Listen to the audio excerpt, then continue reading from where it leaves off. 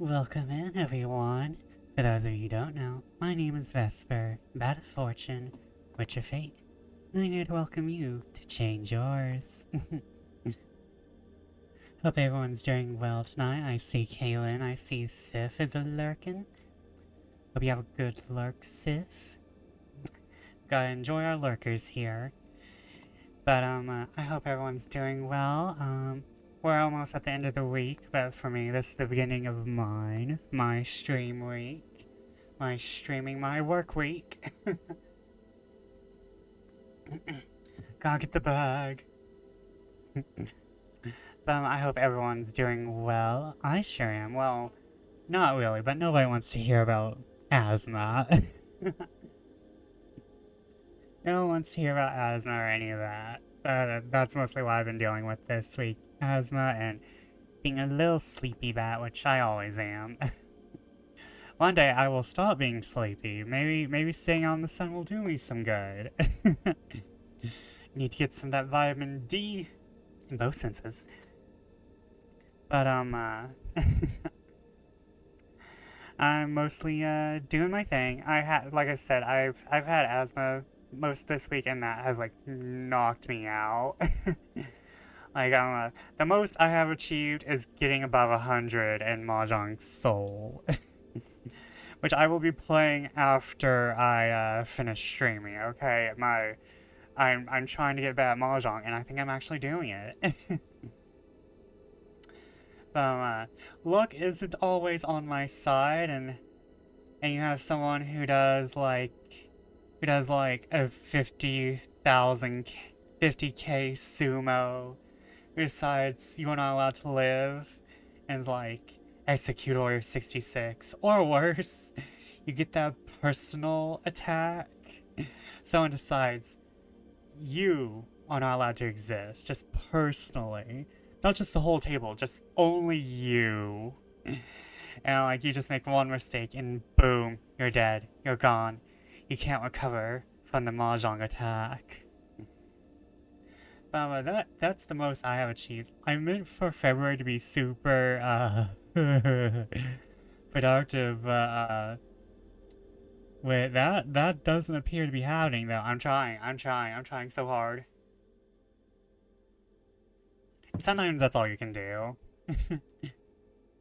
But I will send out more poetry. I'm in a poetry mood as of late. That's because I naturally tend towards poetry. I don't know why. It's just what I'm naturally inclined to. I've written well over 500 poems, by the way. I might be closing in on 1,000, but most of those were written years ago before I decided, and we're done in a more lyrical format. Like there's currently like a DeviantArt account swamped with my poetry. Just a mix of poetry and bad art. I'm not sure if I deleted it.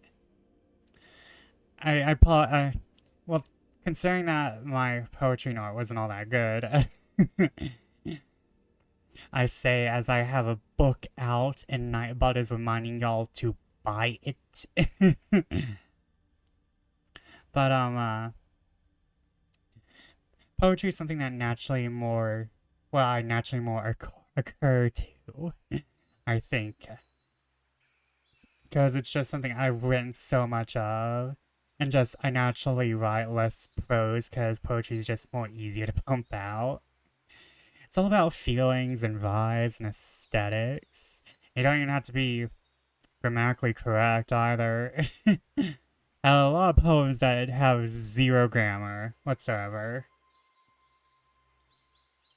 But that's just what I naturally tend to. I want to have my novel out, and I just been January kind of sucked, and for February I've been mostly feeling fashionable, so I've been making glam after glam after glam and uploading and doing photo shoots for those instead of being productive in other ways. And I'm like, I need to stop myself. I say as I take another photo, press print screen one more time. Delicious, delicious serotonin numbers from people liking your fashion choices. uh, However, to be fair, I like fashion games a lot, cause oh, there's the scuff. I like playing FF14 a lot because it allows me to have an unlimited wardrobe, which is not something I can do IRL. It's like, this is my own little dress-up game. It only costs me about $12 a month. And I can also use the fashion to give me numbers that give me serotonin, which is very enjoyable. Delicious serotonin numbers. But, other than that, I'm very excited for my books. I'm very excited for more streaming because I think I actually have some plans for, streamiversary maybe? I may have plans for my birthday, April 2nd, by the way. For those of you listening, April 2nd. I have a throne, if you wanna. But, I'm very excited for my future, except for the crushing student debt, though. I'm hoping to have that handled sometime. Delicious debt that's not going to kill me. Oh, I need to fix that. Hold on. Which one of you? That's it. But I'm just gonna go ahead and start the... Where is it?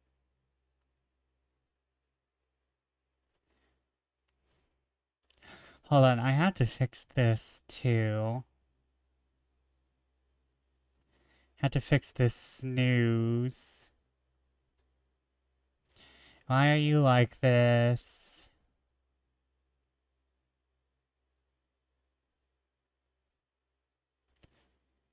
Font size.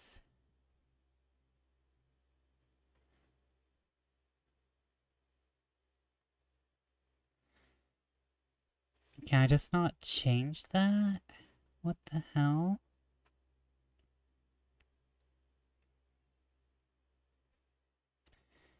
Can I not change that?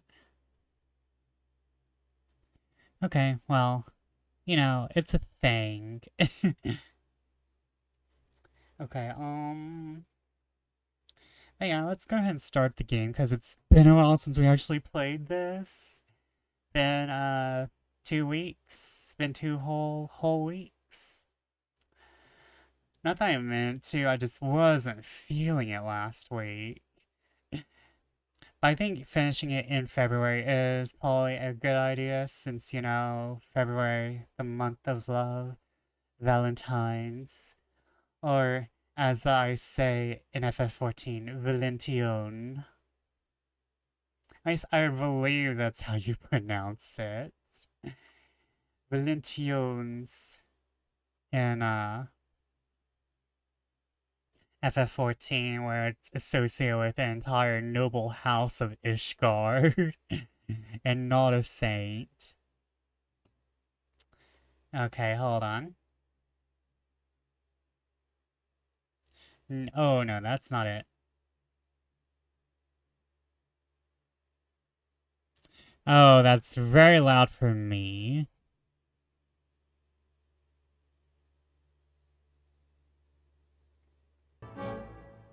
Let me turn this down for you guys. And there we go. We shall continue onward. What the hell are we doing? Oh yeah, I was going to go fuck a priest.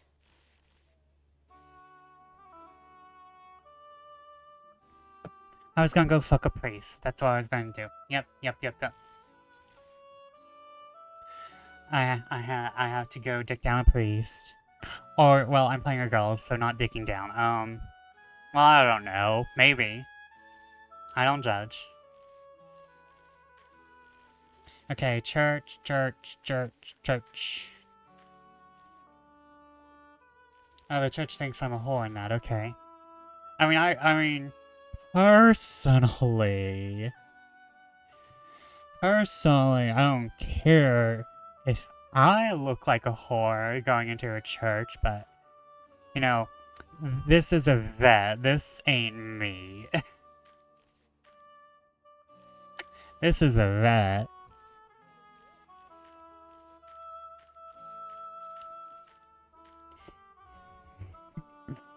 I just love how that just removes so much from the church. Okay, let's go to this party. Assess preparations, blah blah blah blah blah. Take this. Let the games begin. Okay. You're cheap. Not a good way. Cheap. Cheap. Here we go. The couple in this section of the party seems to be absolutely brimming with gossip and secrets. Feels like there's something they're just not telling you. It may take some convincing. Such hidden truths could be valuable. Pick this conversation. You find yourself chatting with an interesting pair. Neither of them are members of the clergy. In fact, few of the people at this party are. If you had to guess, most of the guests here are either major contributors, ardent defenders of the faith, or people with relatives in the clergy. The conversations here are more subdued than some of the other parties you've been to, but no less interesting. In fact, you already managed to hear some very interesting things. Church. Gain some cheap church. Unlike most churches. Cheap. Cheap, cheap, cheap.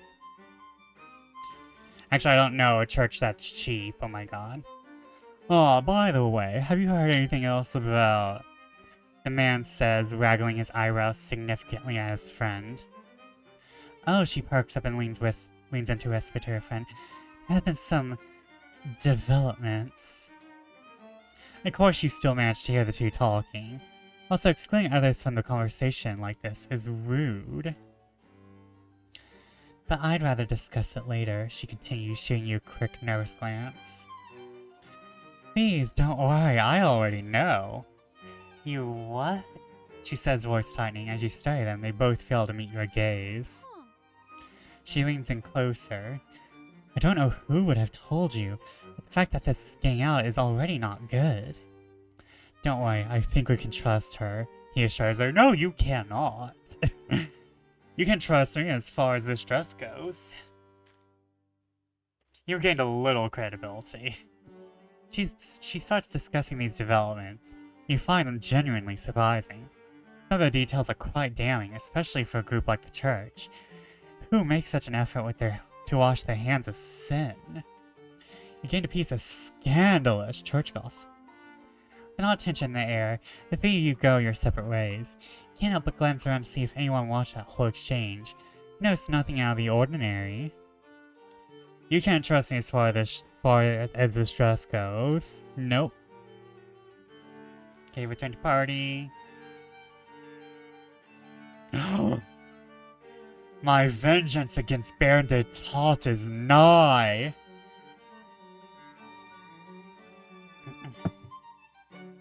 Apologies, Ludovico. While I wanted to take you down, I had to go fuck over a Baron. Hold on.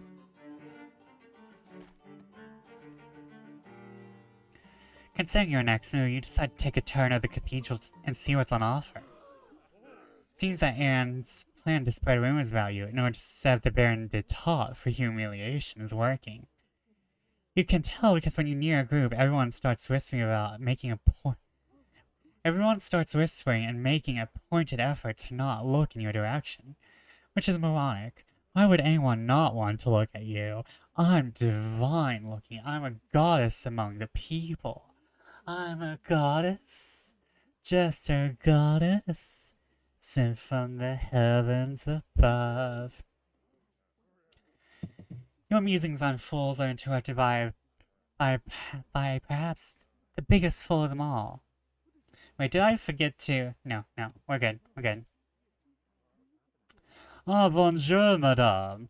I'm Claude, the Baron de Tott. Perhaps you've heard of me, unfortunately. You may not be aware, but I've certainly heard quite a bit about you, he says with the subtlety of a brick being hurled through a window. You've lost a little credibility. Not for long. I don't know what exactly you've done to earn Maximum's ire, but she seems most pleased with my work. And again, I'd have nothing to work with if you didn't engage in such outrageous behavior yourself.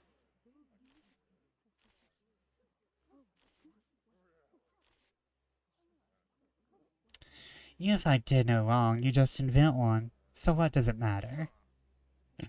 How dare you, madame? How dare you treat me like some kind of fanciful fabricationist? Why, I'm the very pinner. Excusez-moi, monsieur. Are you the Baron de Tott? Asked the young woman. Over the Baron's shoulder, in the distance, you see Anne raising her glass to you. Oui, oui, madame. Has my reputation truly spread so far? Mon Dieu! She gasped as her eyes landed upon you. You're really willing to be in the company of Madame de Caux, despite the terrible joke that's being played upon you? Oh, please, madame. I doubt there is anything even a craven creature like Madame de Caux can say that would. Ah, what was that you just said about a terrible joke?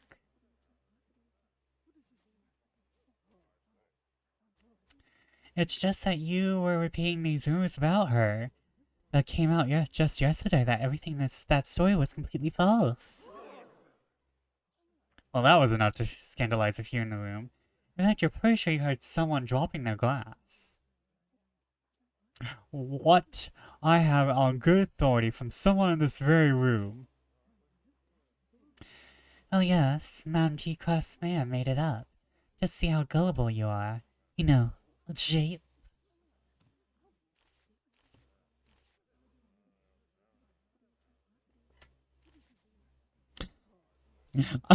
Oh god.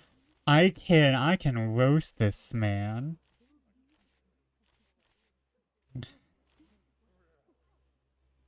I'm gonna roast this man. I'm shocked you didn't recognize the joke. I mean, you are one, after all. To the devil with you, he replies, cracking slightly. The devil would be kinder. Because he's far more graceful as a villain than as a victim. You're not the first to notice his sudden lack of composure either. The murmuring of the crowd grows louder and more insistent, shifting the chosen subject to the scorn in an instant. It appears that your vindication is nigh. You gained back quite a bit of credibility. How awkward. Perhaps I should leave, the interloper says, starting to fall victim to a wave of sympathetic embarrassment that you're entirely immune to. She leaves, and the Baron is affixing you with the look of venomous hatred.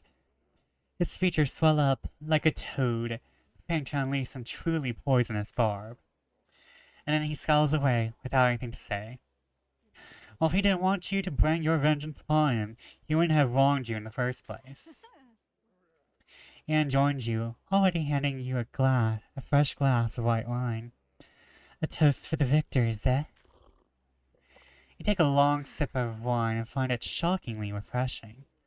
This sort of story is exactly the sort of thing that Pierre and his readers will love. There's something fitting in the idea of a propagator of tiresome false intrigues becoming more enticing, becoming the more enticing subject of a real one. Gained a piece of outrageous church gossip. You and Anne stay a while to drink and celebrate your victory before parting ways. This is lovely, but there's always more to do.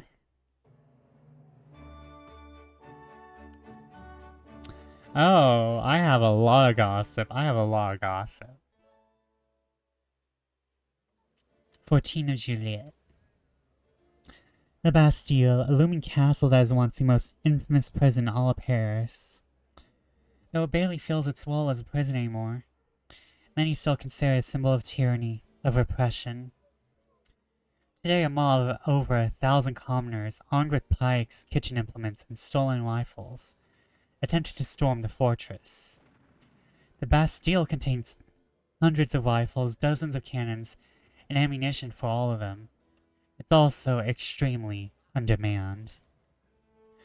The guards number barely more than 100. Camped on the Champ de Mars, on the other side of the River Seine, are 5,000 troops in service to the crown, armed and ready for battle, barely a mile away. They decide to cross the river to relieve the defenders of Bastille. Nothing would be able to stop them. And that's exactly what they do. At the commander's word, 5,000 troops form up and begin a swift march across the Pont-Sully. They are grim and determined to restore order at any cost. Seeing this enormous force crossing the bridge, many of the attacking militia scatter. Those who don't are quickly trapped in the square surrounding the fortress. The relief force strikes like a hammer, shattering the nascent Saracen army against the looming walls of the Bastille. By the end of the day,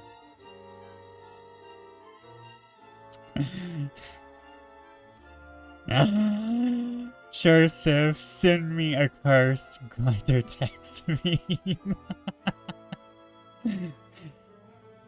I love how I am keeping an eye on my chat, and that's like the first thing I've seen. Okay, I have to like look at it now, cause you had to say it.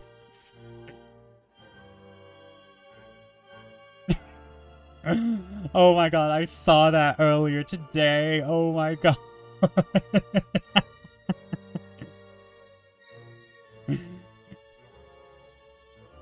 Had to break the reading and the silence to share this with the class. Oh my god. Oh my god. It is good, yeah. Hold on, chat. Anyways, continue narrating, King. Thank you. I just love how we're in the middle of blood, and it's like, hold on, wait, grinder meme.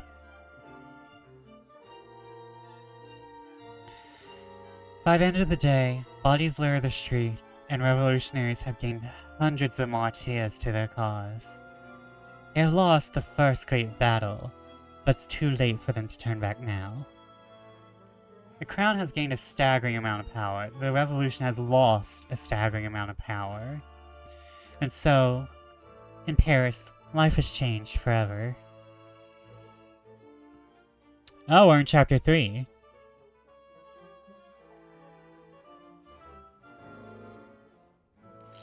Wait. I just skipped over 2 whole ass weeks. I had a date. With mommy.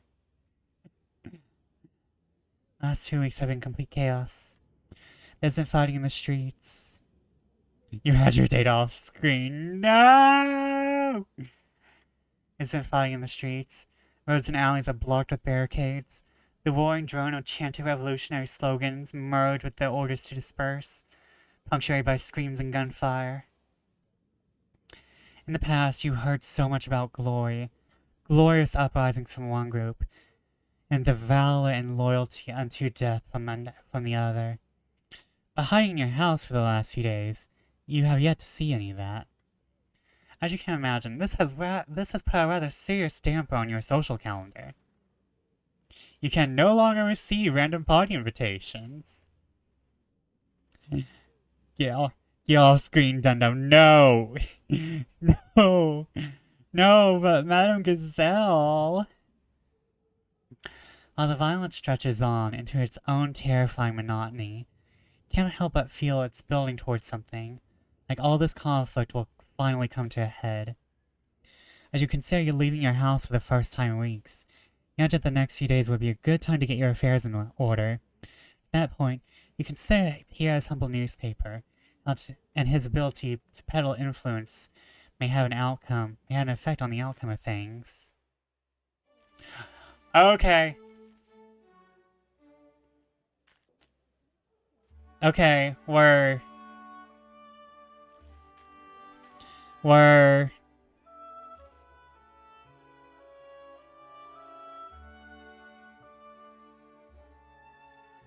Okay, the church is still aligned towards the fucking crown. So is the military, but we have the bourgeoisie behind the revolution.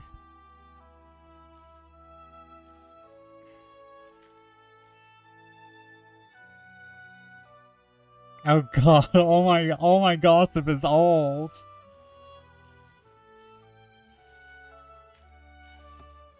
All my gossip is old.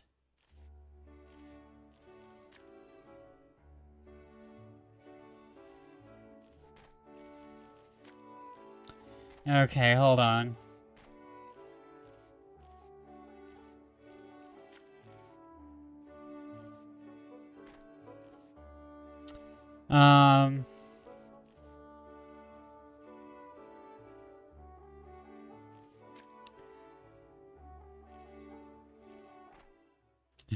I'm going... Return to La Place Royale, the hub of all the city's gossip, social news, slander, and scandal. If there's ever telling a secret or a salacious rumor, this was the place to find it.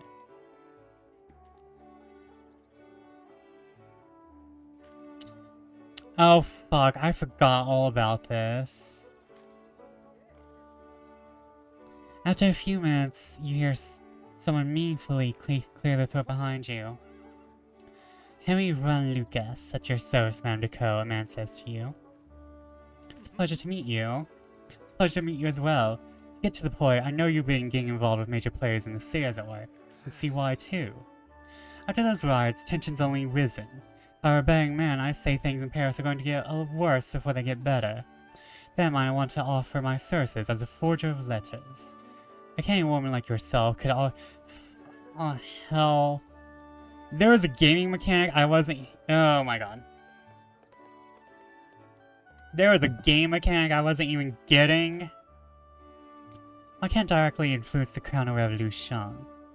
I'm certain I could be able to deliver a significant price to the loyalties of the military, church, or bourgeoisie.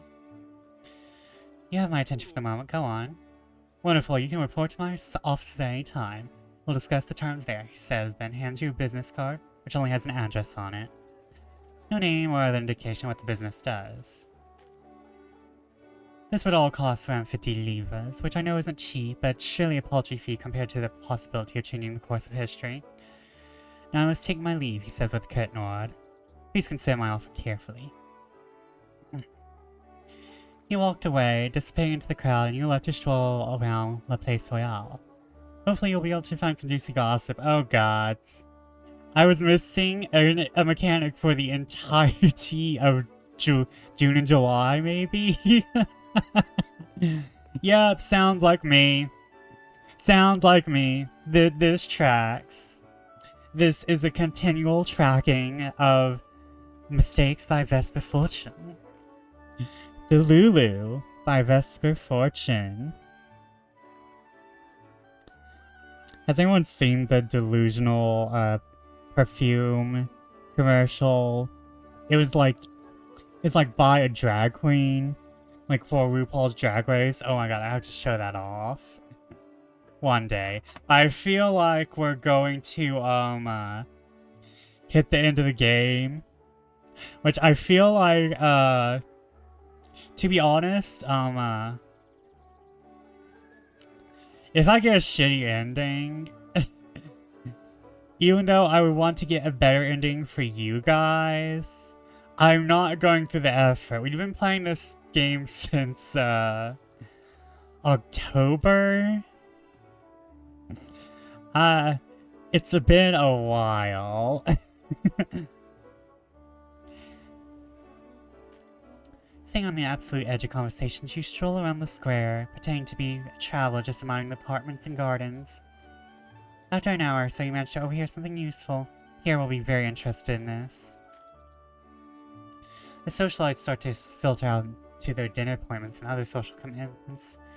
You head home as well.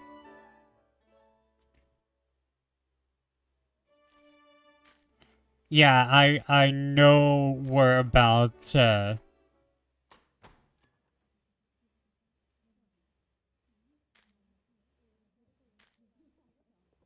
bourgeoisie.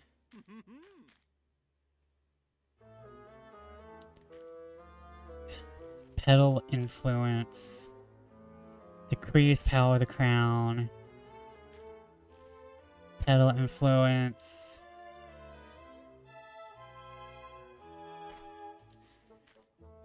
Pedal influence. Push the church towards the revolution.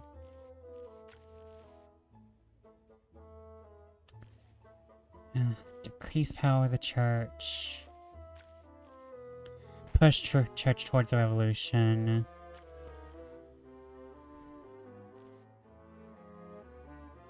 Decrease.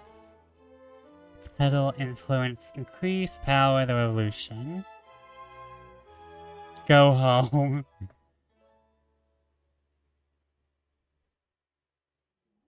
Wake up and stretch, feeling a twinge in your back as you curse whatever contorted position you managed to fall asleep in last night. Judging from the noise outside, Paris has yet to become any more peaceful during your night's rest. Just as you wonder what Camille has prepared for your breakfast, you notice the faint smell of perfume. It's both floral and bitter. There's a letter on your bedside table. Judging from the rich purple of the wax seal, as well as the scent of the perfume, it is definitely sent by Madame Gazelle. You open it and begin to read the letter. The flowing curse of her handwriting is both beautiful and familiar. Chevet. Hold on, wait. Deep voice.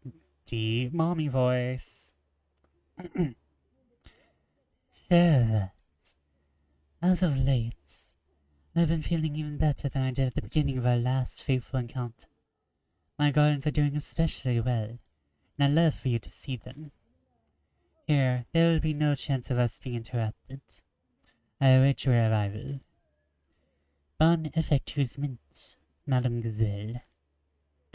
La Matrice de Commande is now available to visit in the Paris map. Fanning yourself with the letter to drive away some of the summer heat. Can't help but notice the smell of her perfume on the letter again. You idly realize that you could go there tonight if you were willing to brave the streets of Paris. Let's fucking go. Let's fucking go.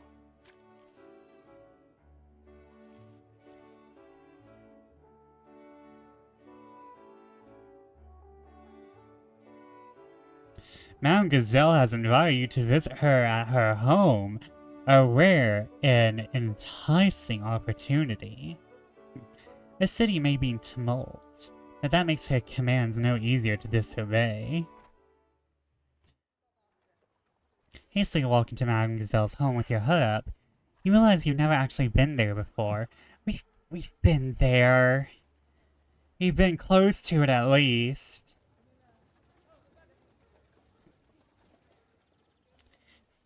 Like, flags. There's no flags in this game. Except for the affection flags. Thankfully, you've already memorized her address from all the letters she sent you. Of course, even if you didn't know the address already, you'd certainly be able to recognize the place, an elaborate, fashionable Rococo building, sits in the back of the street behind a gate. The windows are shrouded by gauzy black curtains. It's like someone modeled the building on her. You go knock on the gate, but it opens before you can touch it. Look around, expecting some sort of specter or sorcerer at play. You instead notice Madame Gazelle's servant Renee. You're especially surprised to notice that he's no longer wearing his black armband. With a thin smile, the ever-silent Renee waves you in, leads you beyond a gate into the house. No tour of the house is provided, but you do stroll through the dining room and the salon towards the garden in the back. You're offered a glass of wine from an impressively dusty bottle, which you take. It's simply nice to be prepared. You arrive in the garden, which are filled with a combination of blooming roses and lilies. The scent is almost overwhelming. Renee indicates to Madame Gazelle, who's waiting on a chaise lounge at the center of the garden. A table is set up next to her, draped in a black sheet. She hasn't noticed you. Welcome in, Nakoba. How are you tonight? Welcome, welcome. Shout out for Nakoba. Named after Yowie Jesus himself. You're good, that's good, that's good. Vibin'. Well, I hope I'm providing a good vibin' stream. Tonight we are finishing up, fucking over Paris. I think Paris is about to go down. Shout out. Everyone check out Nakoba. A wonderful, wonderful VTuber. Damn it. Sarah Gateki. They do some horror, they do some, I mean, oh my god. He does some horror, he does some, I think I saw you doing League or Valorant. I know I saw you doing one of those shooty games. Shooty games. And he's also, I know you have a bat form, and I think you're a vampire, right? I know your design is fucking cool, though. Your design shows so much cunt. It's so amazing. Multiple ears everywhere, everyone. Shapeshifter, okay. Halfback, got it. But the multiple, like, not ears, but I think they're ears. The pointy things, oh my god, I love those. I want to say they're ears because they kind of look like ears, but I'm not sure. Ears, yes, okay. He bows and begins to dismiss himself. Actually, Renee, I need you to help me into something first. His eyes widen as you produce the black satin outfit that Madame Gazelle gave you so long ago. Renee smiles, Wally and genuinely. Also, welcome in, Nero. Okay, can I do a shout out to Nero as well? Hello. I hope both you guys have fun. Neronomics. Everyone check out Nero. Cute little demon boy. Oh, and wait, I had to wait 6 more seconds.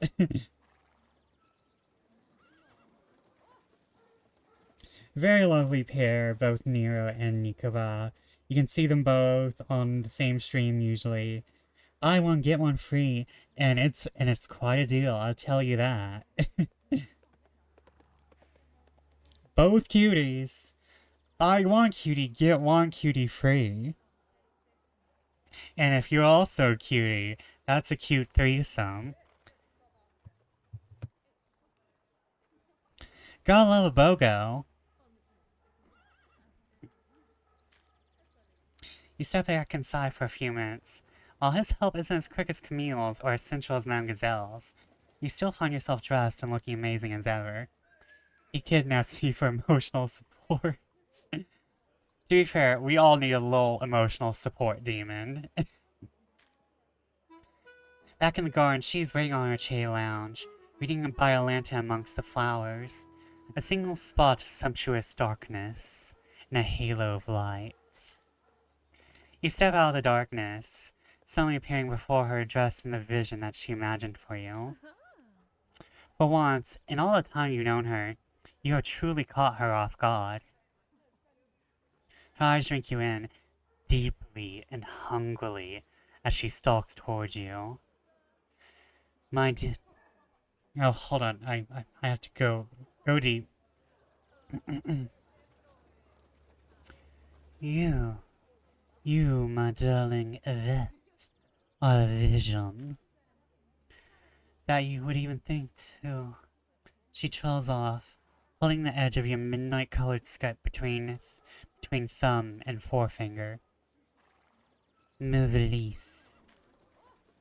You're getting quite a bit of favor with Mademoiselle. Your timing is impeccable, as always. I have a very important meeting tomorrow, which will consume a lot of my time in the near future. But let's focus on tonight. She purrs, tracing her finger across the table concealed by the sheet. After all, I finally have you all to myself. I have to ask, what brought you here? Why come at all?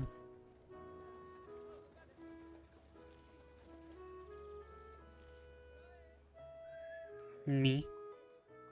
I'm here because you asked me to be here. I can't resist your commands.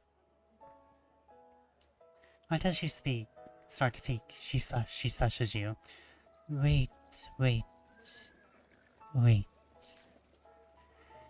Reaching past you, she plucks a lily from the garden and carefully places it in your hair. Much better, she says with a devilish grin. Now you may speak, my sweet Yvette. Somewhat flustered, you start again on how you were powerless to resist her. That feels so unnecessary. Right after she so effortlessly overruled you. Still, you can tell that she likes watching you squirm. You have gained some favor with Mademoiselle. She pulls you closer, and your hands on each other's bodies. None of your movements feel like your own. Instead, you feel like she's guiding you this way and that. You close your eyes as your lips meet.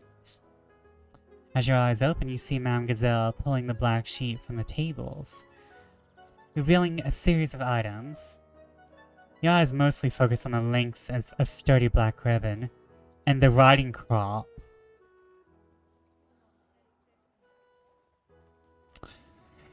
Okay. Glancing around, you also realize that no windows from any of the neighboring buildings face the garden. Yvette, I will say this plainly. I trust you. How much do you trust me?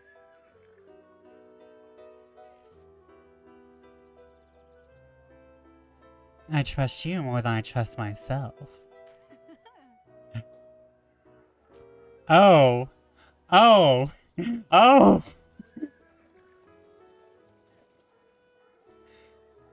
This is where the CGs come in.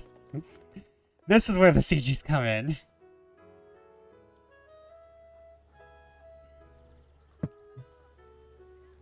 Fortunately, there's no voice acting, so if this gets too spicy for Twitch TV...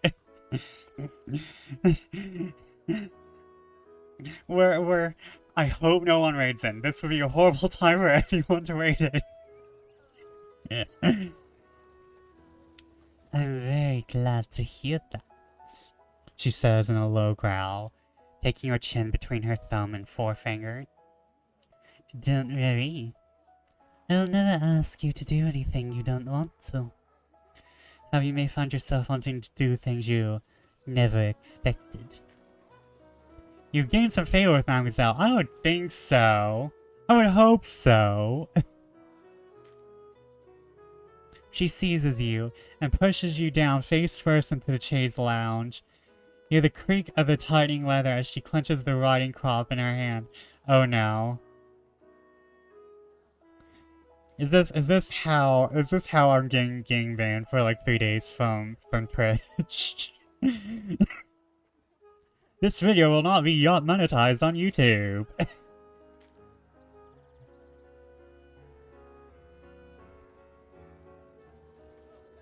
It is a confusing night, but it feels so good. Impossibly so. Like you are deceiving the entire world to do it. In fact, the two of you are so caught up in your play together that you don't even leave the garden. Hours later, you are exhausted, sore, and consumed by heady bliss. Naked, the two of you fall asleep together on the chaise lounge, using only each other's body heat.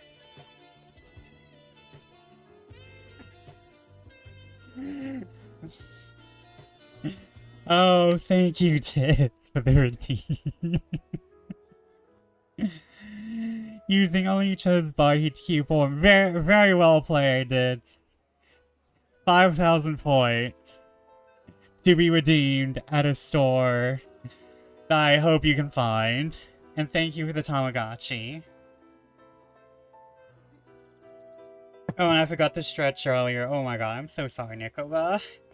I was just so entranced with you two coming in. Good evening, Dits. You have come in just in time. I think this is the finale of tonight. The finale of Ambition. Which, thank gods. It's been a wild ride, but I'll be glad to end the game and mostly play it off stream. How are you tonight, Dits? How are you? How's college doing? How's college going?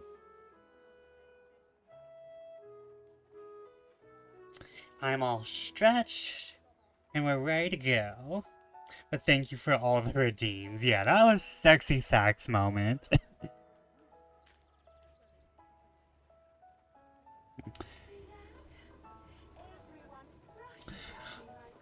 Welcome in, Silver and Raiders. For those of you who don't know, my name is Vesper Fortune, Bat of Fortune, Witch of Fate.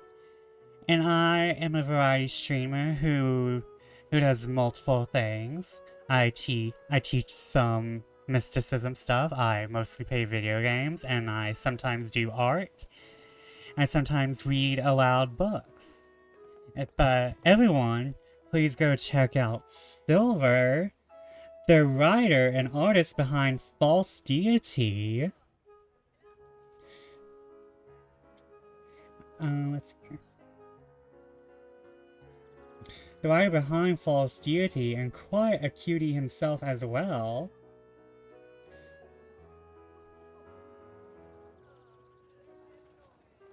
And thank you, Melly Moon, for joining the cauldron. But everyone, please go check out Silver. How are you, Silver? What were you doing? What was you doing? College is doing well. Resting out, finding out college class was all for today, and staying in the classroom for 30 minutes. Oh, I feel that. I feel that. I've had classes suddenly be cancelled with only me knowing about after a few minutes after I've been there. I was playing Undertale. I spent some time learning from Undine, and then I got lost in a dark maze. Ooh, I love Undertale.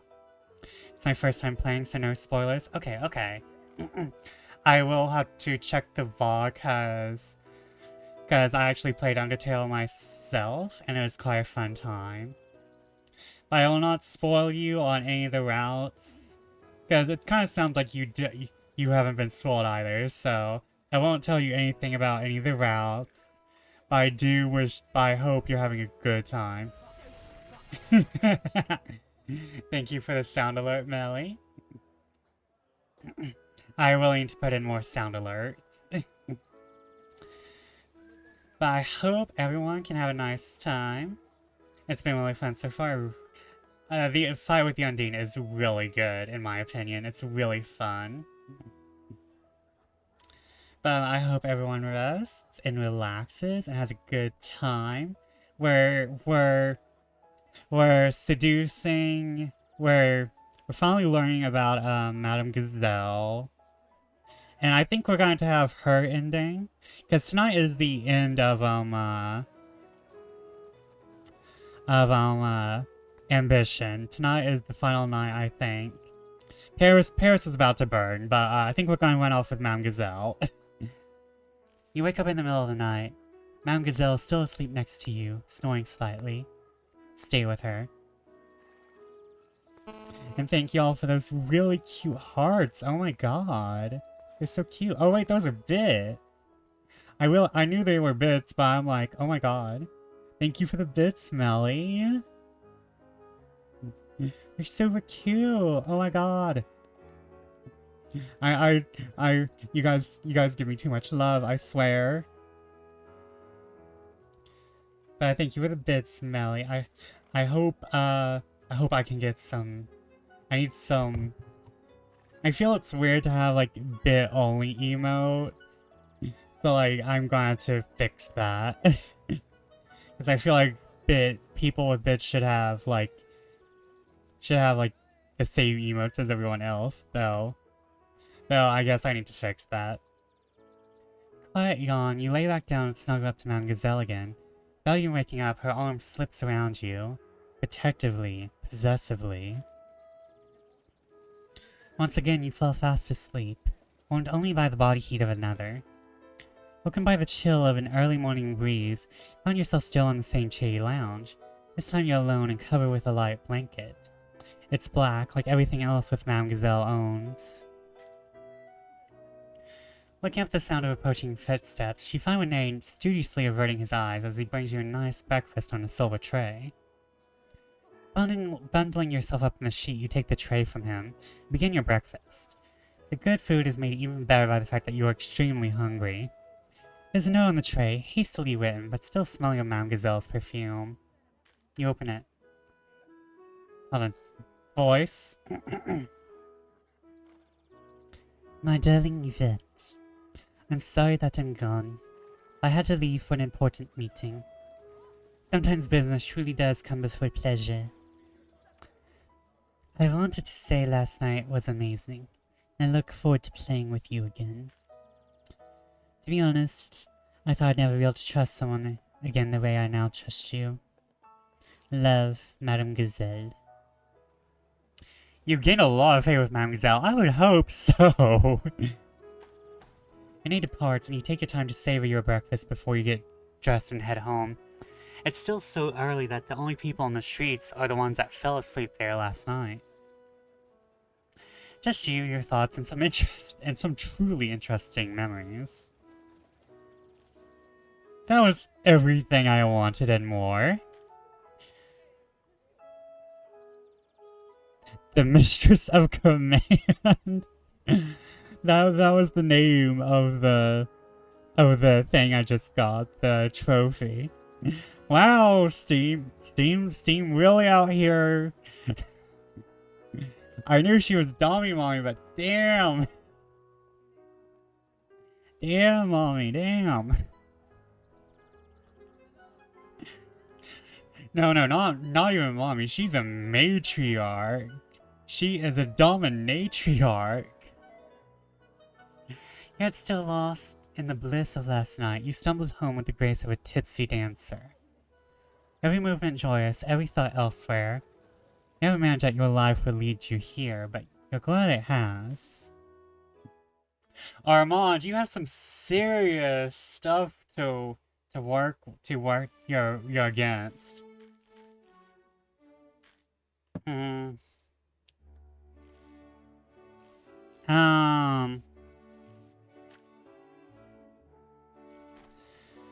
I should. I'm gonna stay home, just in case. I'm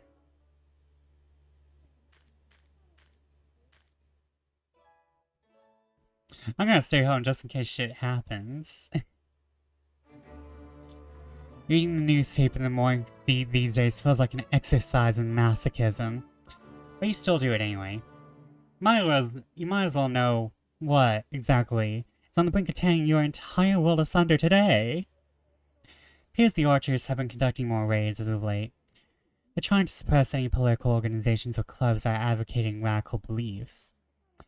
It might be too little too late, but they're trying to maintain some image of authority and unity. You know, I suddenly stop at a name buried in the middle of the article. Amongst the list of random clubs in society that have been singled out, one of them is the mysterious and enigmatic Frankish Habsburgian Society. Your eyes widen as you read the article. Looking for more details on the fate of Armand society, it seems that many of them have been arrested and are awaiting trial. There's no mention of either Armand or Joanna. The archers state that they have not found the leader of this society yet, and are urging the public to come forward with credible leads. Continue on your days, as per usual. You keep thinking about that article. Something about it is nagging at you. Oh no. I also can't go on dates either. That's another thing I noticed.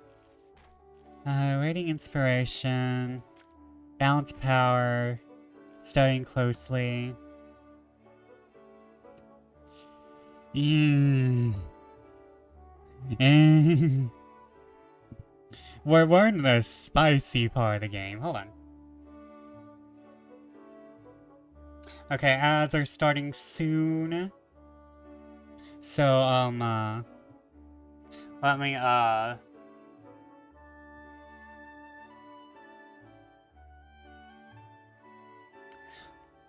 let me, put some words on stream.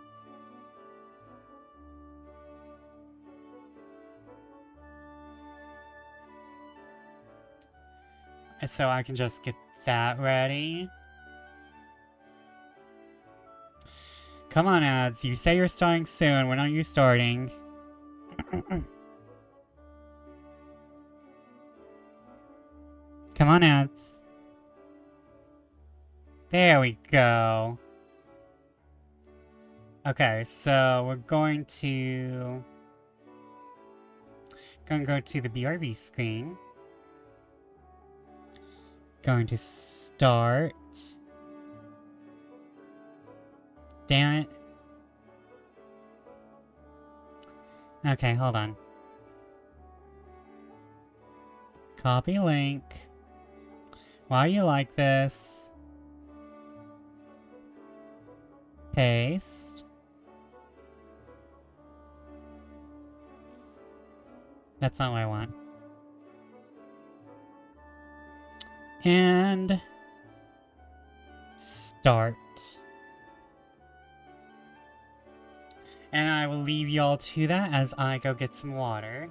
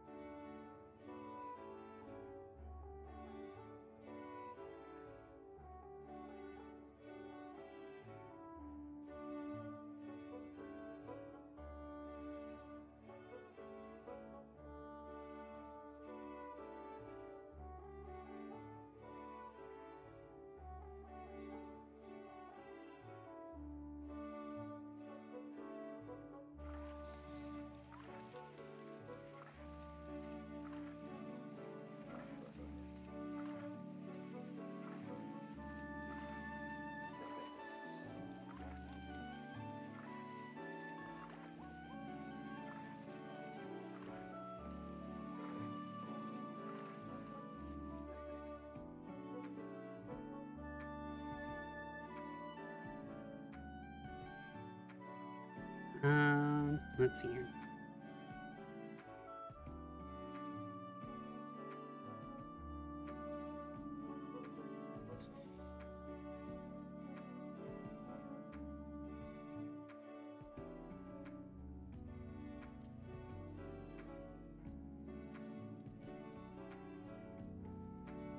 I don't know why it's like this. Oh my god.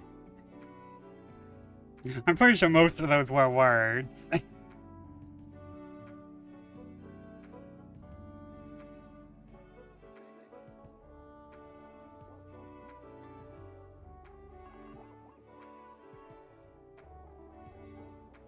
Link is definitely a word, yeah. Hold on, let me, do...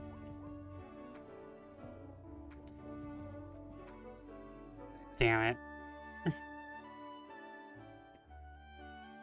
I need to, hold on, let me first go to gaming again. I need to figure out how to do this, cause I think what's happening is latency issues.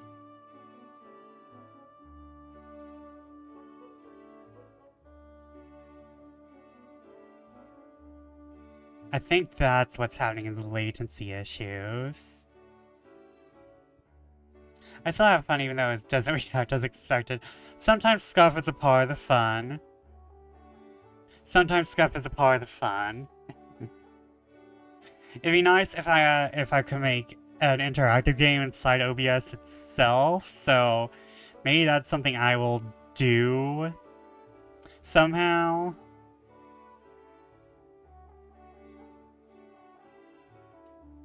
But for now, we will return to France, which is falling apart like a bad carpet. Like, there's nothing we can do to save Paris at this point, I think.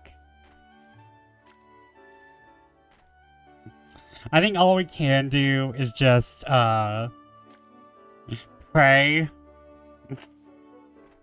You spend the day aimlessly wandering the streets to try and clear your head. You had a lot to think about lately, it's becoming hard to keep it all straight. Well, that's your problem. You're trying to keep it straight. You should be trying to keep it gay. You feel a tension in your breast as you see yet another patrol of archers go by. You've not done anything particularly wrong today. Unlike every other day. But something about their presence puts you on edge. Like you committed a terrible crime, completely forgot about it, and now stay on the brink of being discovered. Like most citizens, your main interest in the arch is making sure that they ignore you. However, up ahead, you see that someone else has chosen a different approach. Two uniformed armed men stand over a battered fellow who is sitting on the ground between them. You form a double take as you examine the scene further.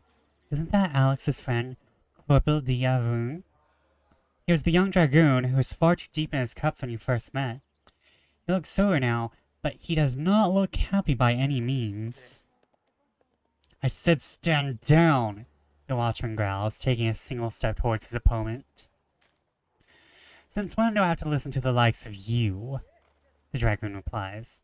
I found this man cutting purses. I apprehended him, and I shall deliver him to the prisons myself. The thief in question is staying on the ground between them. His clothes are rumpled and a strike to the face has split his lips open, but he looks rather resigned to his fate.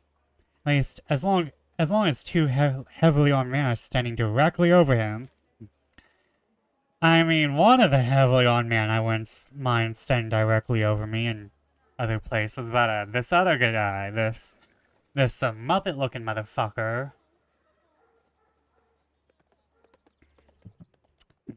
He can go stand in a wood chipper, and I can turn it on.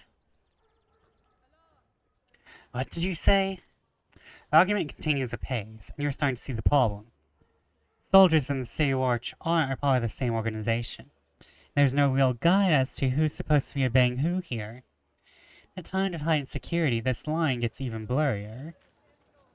The fact that a soldier performing an arrest makes the Guet Royale looks incompetent is likely a factor here as well.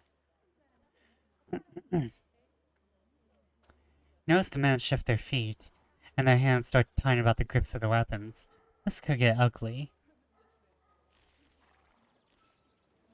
I don't support either of these organizations, to be honest. Monsieurs, it is surely possible for you to take this film together and non? They both break away from their argument to eye you, then examine each other. I suppose that could be possible, if you were amenable to such an arrangement. the Dragoon Ventures. As long as we can bring this villain to my station, I think we can work something out, the archer replies, casually kicking the thief on the ground to emphasize his point. The cut purse yells in protest at this unnecessary abuse, but nobody else seems to notice. I notice. Nothing could be more sensible. I'm glad you were willing to see reason. Well, you were able to help one of them see reason, but you decide not to let that get in the way of their mutual self-celebrations. They both give you a small bow acknowledgement, so that's nice at least. Gained a little favor with members of the military. You've lost some peril. The duo happily marches away together, dragging the hapless thief in tow towards judgment and some terrible fate after that. Polybranding. That seems to happen a lot. Oh god, ow. You, however, are left in the street, wondering what happens in a city where even those tasked with keeping order can't work together. If I just continuing to throw shade at the entirety of France. Paris continues, and fits and starts to burn. You spend your copious free time poring over what little snippets of news you managed to pick up over the last few days. At this moment, it looks like the crown will be simply unable to weather the coming storm. The revolution's momentum has become too great, and their alliance is too strong. This is not happy news, as the public is simply unsure of your loyalty to the revolution. Still, whatever happens next, you can be assured that the ship of state shall come to port in a sea reddened by torrents of blood. And so, Paris continues to burn. Well, I guess I have shit to do.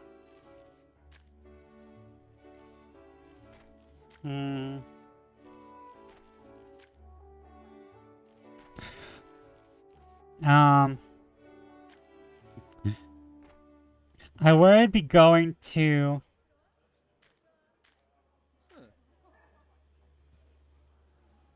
And all you need was signature and banking information. You'll name me executor of your will. It's the only way I can transfer, my dear. It's the only way I can transfer my dear departed's husband's assets into my name.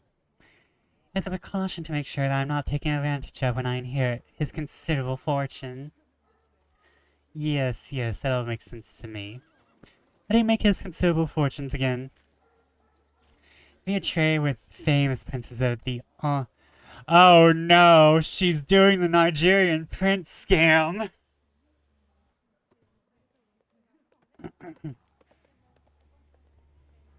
Yes. Welcome in, Ollie. Everyone, please go check out Ollie if you aren't already. If you aren't already following him. Shout out Oliver Oswald. Vemsper. Yes! How are you? I know you were playing Elden Ring earlier. Everyone check out Oliver Oswald, the bestest, most purplest mage on Twitch. More purple than Twitch, in my opinion. And he does a lot of stuff. For those of you who don't know me from Oliver's stream, welcome. My name is Vesper Fortune, Bad of Fortune, Witch of Fate. And I am a variety VTuber, mostly focusing on RPGs, horror, and visual novels. And tonight, we are experiencing the burning of France, particularly Paris. I'm not sure about Paris' survival rate, but you know, it's Paris. Oh, we got Caffeinated Mage, welcome in. Hope you're doing well. Aw, cozy in a blankie. Oh, I should get a cozy emote. I should get a blankie emote. Kalen! I will be coming to you later. But welcome in, everyone. Hope you all get nice and comfy. Ollie, Silver, both of you feel free to just do post-stream things. Do be all nice and chill. And get all comfy cozy. Because I know after I do stream, I have a lot of post-stream stuff to do as well. Welcome in, everyone. Feel free to get comfy, cozy, and currently we are dealing with. Huh? Hi, I heard my name. Yes, I'm thinking about getting a cozy emote. I'm thinking about getting a blankie emote. I figured I'd just inform you now. But we are dealing with Paris, and the fact that it's burning, and the fact that there's this awful woman scamming people in the middle of Paris burning. She is pulling the Nigerian prince email scandal, but only without the email.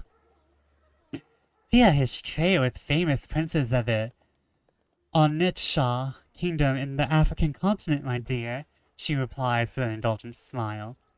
Of course, I'll be paying you a handsome finder's fee. But let's be real, she is serving the cunt. Like, look at this outfit. She's serving. She may be a horrible person, but at least she's serving while doing it. That might so I'd be using the shaky eyes emote right now. Nice. Well, you have a Ollie shaky eye emote, don't you?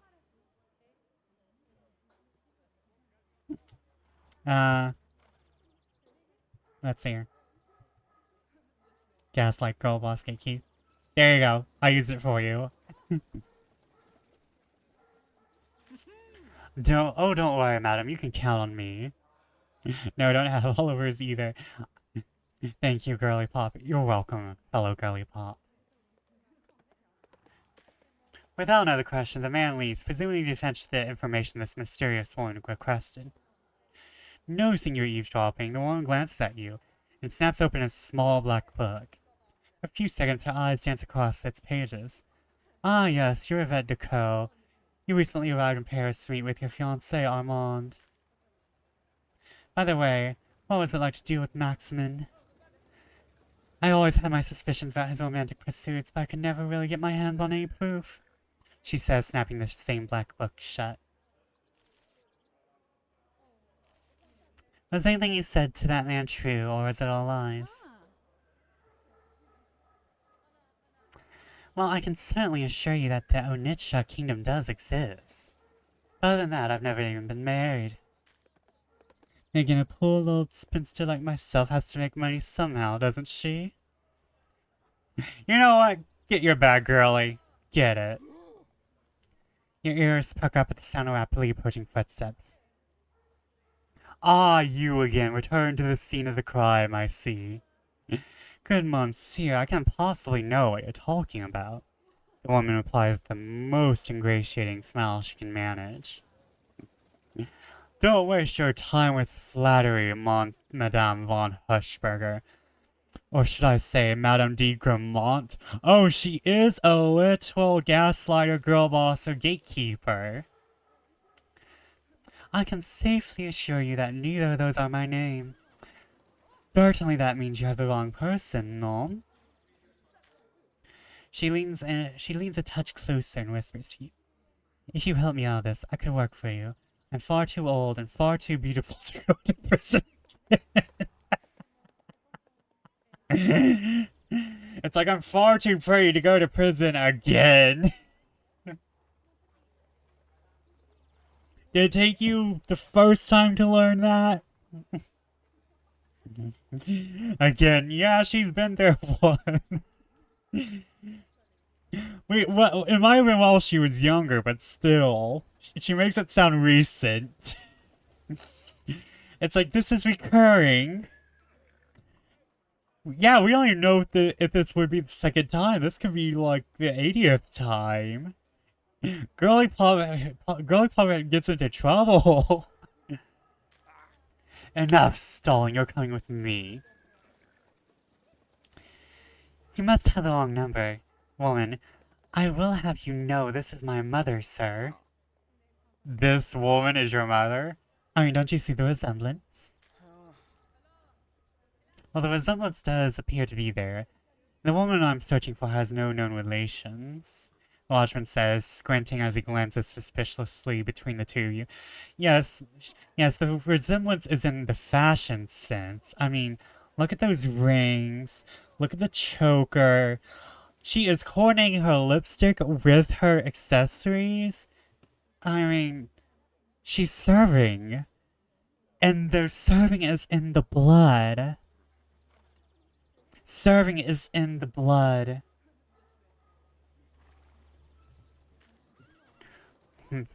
My apologies, madam. I must have you confused for someone else. With that, he marches away, leaving you alone with Therese. Well, that was some fine work. You're good at this, Yvette, but with my help you could be even better. To be quite honest, I'm getting a little old to be pulling the same moves as I used to. They were good when I was still a spy, but I don't bounce back from failure quite as quick anymore. Absent-mindedly, she rubs her right shoulder. There have been failures. Nevertheless, I'm in your debt. I'd like to offer my services as a spy mistress. I can help you avoid clandestine troubles, as well as help you determine the next steps of those who wish to court you. I have been missing out on so much because I'm not going to the right places at the right times. That sounds reasonable.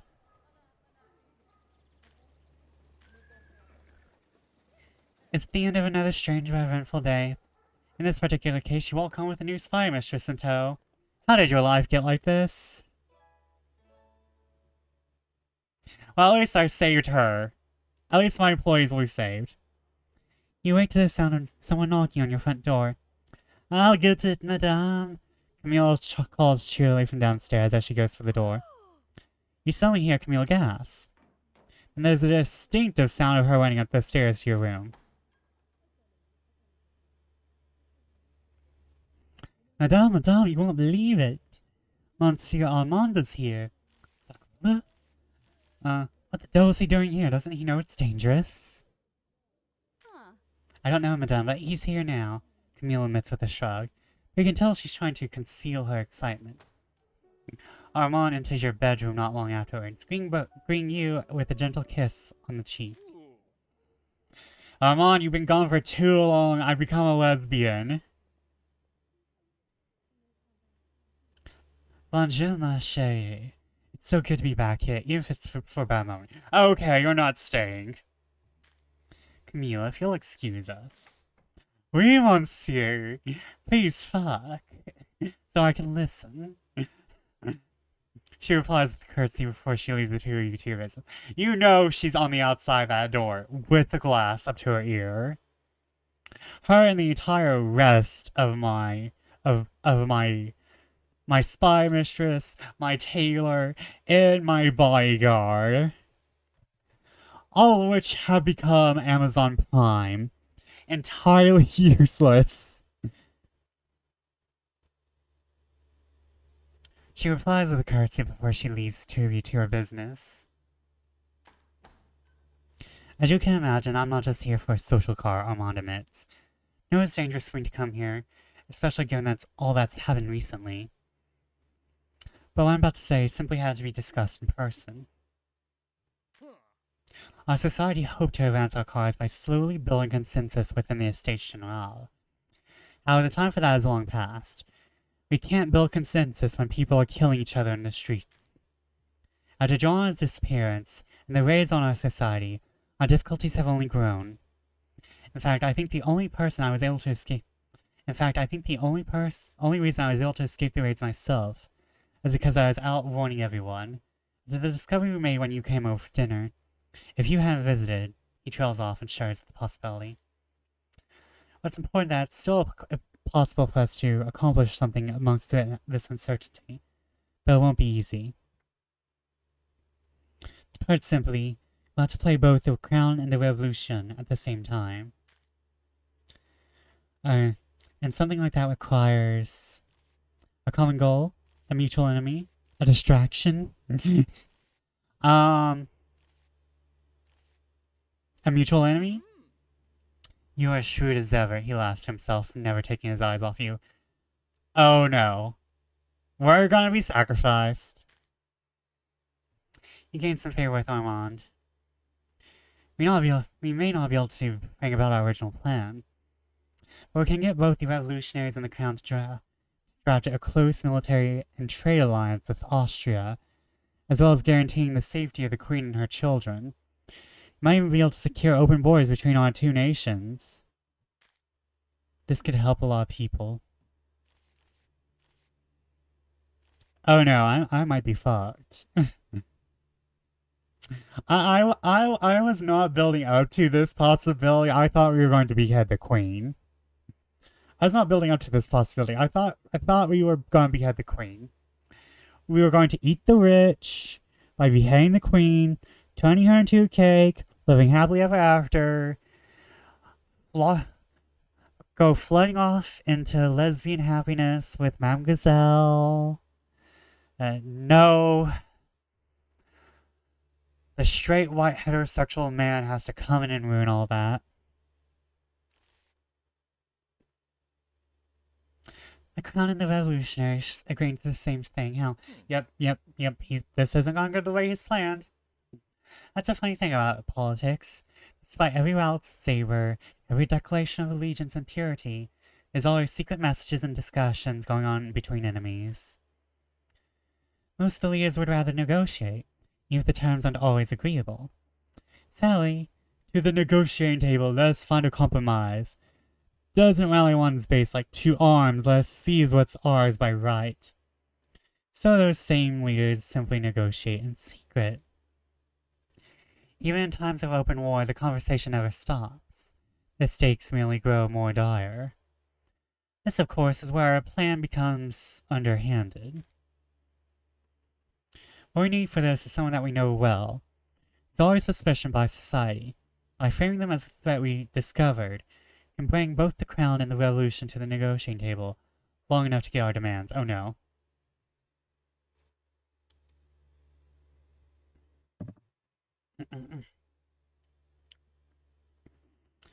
I know our best choice for this deception is Elizabeth Lipun.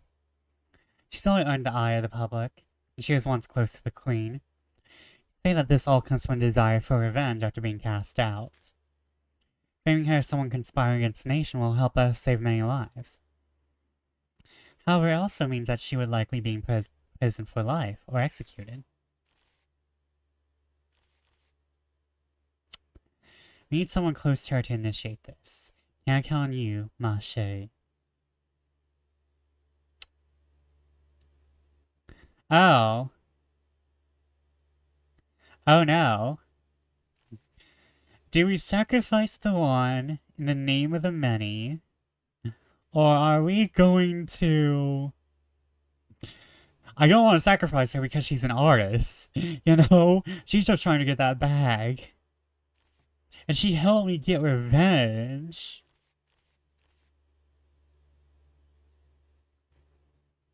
Armand, are you seriously asking me to frame an innocent woman?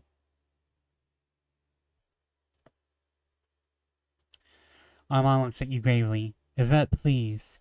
You know the only reason I'm proposing this is because it's our only option. We can save many lives, and this plan is the only way that either group would deign to speak with the Frankish Habsburgian society. Please, can you help me? No! Armand, no! I can't do this. I may have a few scruples left, but this is just wrong. I see. Your fiancé replies as he hangs his head.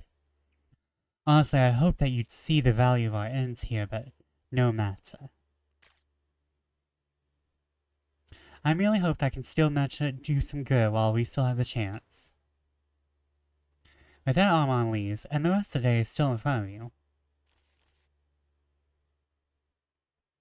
Preserving one life, perhaps at the cost of many others. Is that right? Slowly, you get ready for the day, plagued by pangs of doubt. Still, we move on. While this decision may trouble you, that doesn't mean the world has slowed down at all. There's still always more to do. We have to go tell Elizabeth that she might die. Elizabeth. Elizabeth, please. We have to make sure Girly Pop don't die. Walking on the city, you find the streets to be a little quieter than usual. People speak in hushed voices, and your nostrils feel with the scent of snap and... The scent of snap. Snap, crackle, pop. It's the cereal that makes sounds. And apparently smells. Your nostrils fill with the scent of sap and wood smoke as you pass a copier's workshop. Now I'm thinking of like, really like awful flavored cereals, like flavors that you would not find in a cereal but would find in other places. Like, imagine rose flavored cereal, or let's see. I'm thinking of other horrible things that you can find other places. Lavender cereal.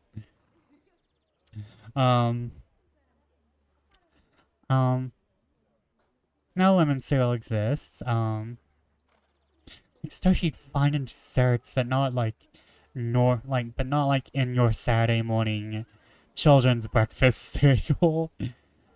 Now I want to see if there's like rose flavored cereal. I'm gonna be looking that up after stream. You come across a beautiful church, festooned with sculptures of angels, biblically accurate, and various saints. Looking closer, it seems that someone has hung a ring of flowers around the neck of the statue of the Virgin Mary near the entrance. Looking around, you spot Elizabeth standing there with her sketchbook. She appears to be studying the sculptures, never bothering to look down at her page while her hands work continuously. Her face looks slack, almost bored as she works. She glances over to you and suddenly her expression brightens up. Bonjour, Yvette. What are you doing here?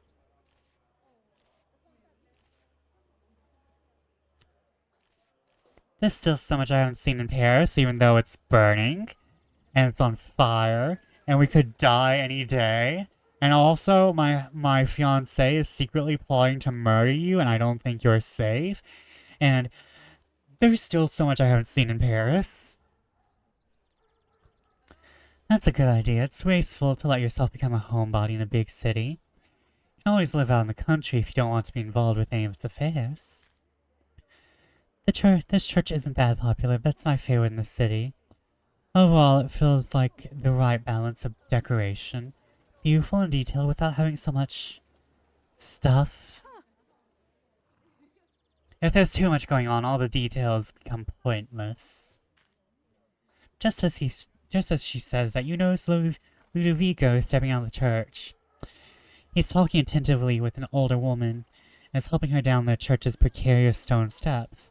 Upon closer examination, this woman might be the most ancient human being you have seen in your entire life. He glances out to you and waves. Watching the glacial pace of their progress, you're starting to wonder if they'll be finished before she has to return to morning class the next day. Yvette! Yvette, please!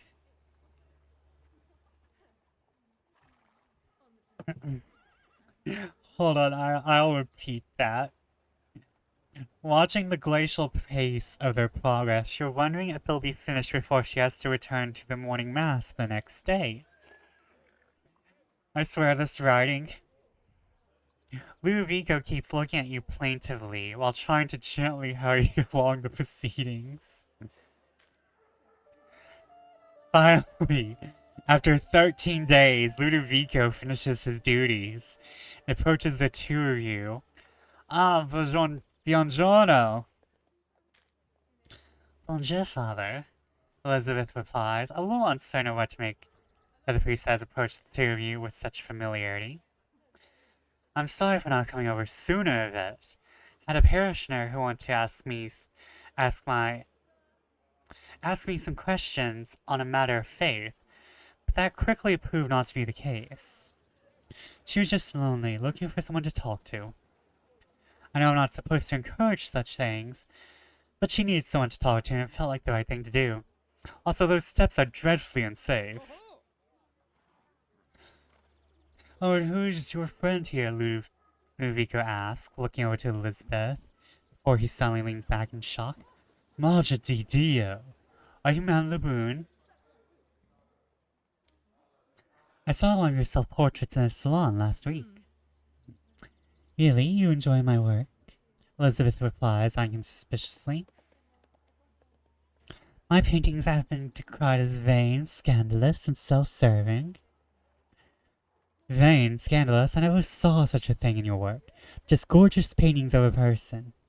As we're taught, all of humanity is God's creation. It means to exalt his creation, exalt him as well. Ugh. Ludovico, you're making me say such awful things.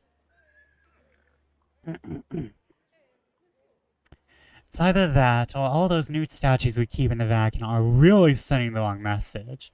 Ludovico chuckles. And he comes back around. He always circles back to me liking him. Turning their attention back to you, the conversation falls into an awkward silence, as neither of them really wants to make the first move. Looks like you'll have to make the decision for them. What's the sudden tension? Come now, you both have so much in common. We do. Are you sure about that, Yvette? Alright, fine. I suppose I should at least try to make some new friends. Elizabeth admits while Ludovico nods in agreement. The three of you all take a seat together and chat for a while as Paris burns around you and there's people marching in the streets. Ah, Ollie, hi. Welcome back, Sif.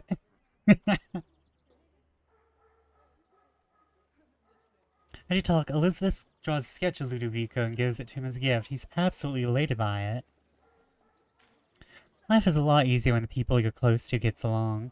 It seems so difficult sometimes, but it can often be as simple as merely convincing them both to drop their guard, and letting the rest work out between each other. About to crash, so I'm gonna wish y'all a good night. Sleep well. You sleep well as well, Sif. I hope you have a good rest. And I hope to see you again soon. Oh, rest up, rest up. May you rest up in this dark, sweet night. Gain favor with both of them. Eventually your time together comes to an end, and you need to head home. All things considered, it feels like a successful day. And Paris is burning, Yvette. Your husband is trying to kill someone. Well, your fiancé is trying to kill someone.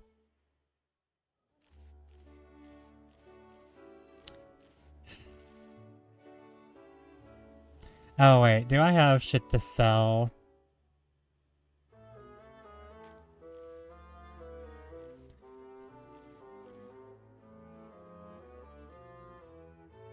Peddle influence, increase the power of the bourgeoisie.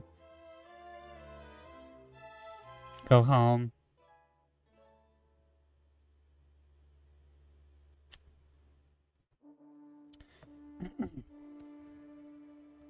The violence in Paris has only gotten worse, which is often the case in times like these. Judging from the hopeful murmurings you hear in the street, it appears that the revolution is significantly more powerful than the crown. Of course, rarely does one group hold power alone. The minor factions of France finally appear to be picking their sides. As expected, the church is supporting the crown, whatever good that might do. The church is greatly diminished versus years past, but all the same, priests regularly issue sermons exhorting their flocks to stand fast in the support of their rightful king. The crown is gaining a little power. As one might surmise, the bourgeoisie has fallen in line behind the revolution, but in a weak and disorderly fashion. A small council of merchants, scholars, and doctors has spoken out against His Majesty, and refused to pay taxes until the revolution's demands are met. The officer corps of the military, composed mainly nobles, managed to keep control of their units and place them in service of the crown. Now years of mismanagement and skip pay has sapped their strength. Still, professional soldiers are always an asset in quelling an uprising. And so Paris continues to burn. This isn't going to end well. But you know what? You know what? If we fuck up and die, we fuck up and die. We fucked around, we found out, we served cunt. That's the most important thing. We served cunt.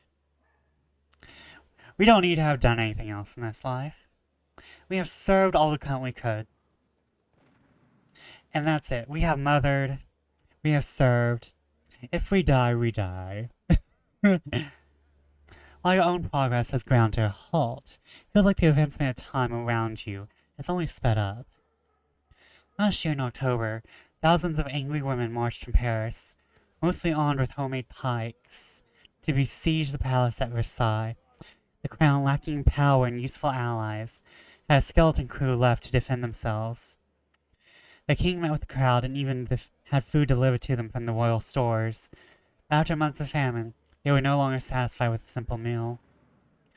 Late in the night, they stormed the palace, killed what guards they found, captured the royal family.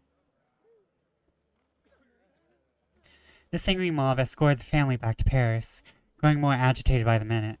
Only the gallant intervention of Marquis de Lafayette prevented further violence. Now, more recently, this revolutionary fervor has reached the highest levels of nobility, with the abolition of all noble titles, orders, and other symbols of the ancient regime. Scores of young nobles have pledged their lives to the cause of nobility, and have willingly cast aside their own privileges in the name of reforming the nation. It's a heady time indeed. Monarchist elements of the nobility have been angered and alienated by this move, but their influence upon the country dwindles every week. And so Paris continues to burn!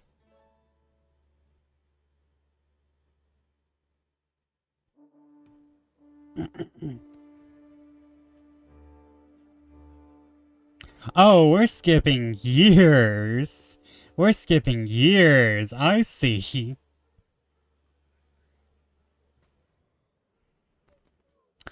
Last night, a sleepy commune named Varennes made history. For the last 2 years, the king and his family have been confined to Tuileries, their palace in Paris, in order to keep them under close watch of revolutionary leadership. Last night, the royal family disguised themselves, escaped the guards, and took a carriage to France's border with the Austrian Netherlands. However, 100 miles into their journey, their plan was undone. The king, who was disguised as a servant, was unmasked by a local postmaster, who recognized His Majesty's face from a royal seal. It has come to light that His Majesty and his family were fleeing towards the citadel containing over 10,000 troops, still loyal to the crown. Their plan was to amass a counter-revolutionary army.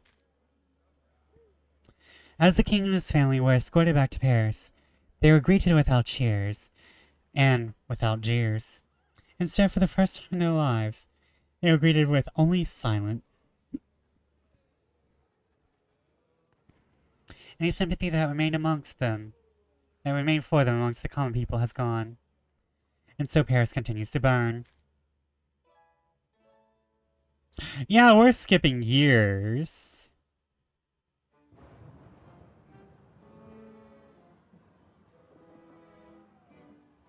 It's here.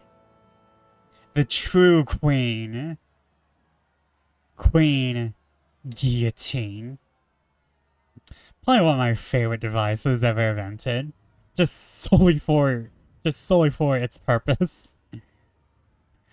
Less than a year after the events in Varennes, a physician named Joseph Ignace Guillotine proposed a device.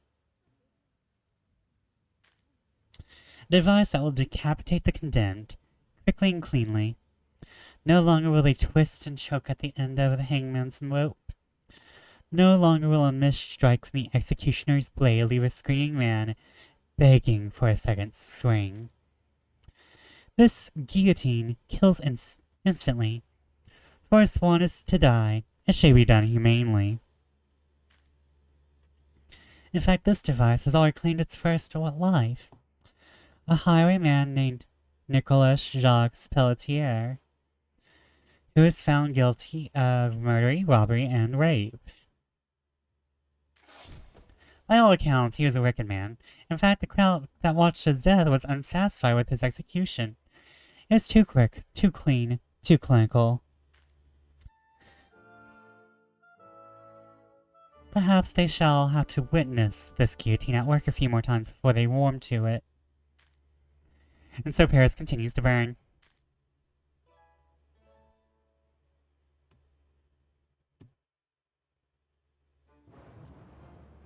It's been a year and a half, and the people of France have truly warmed to the guillotine.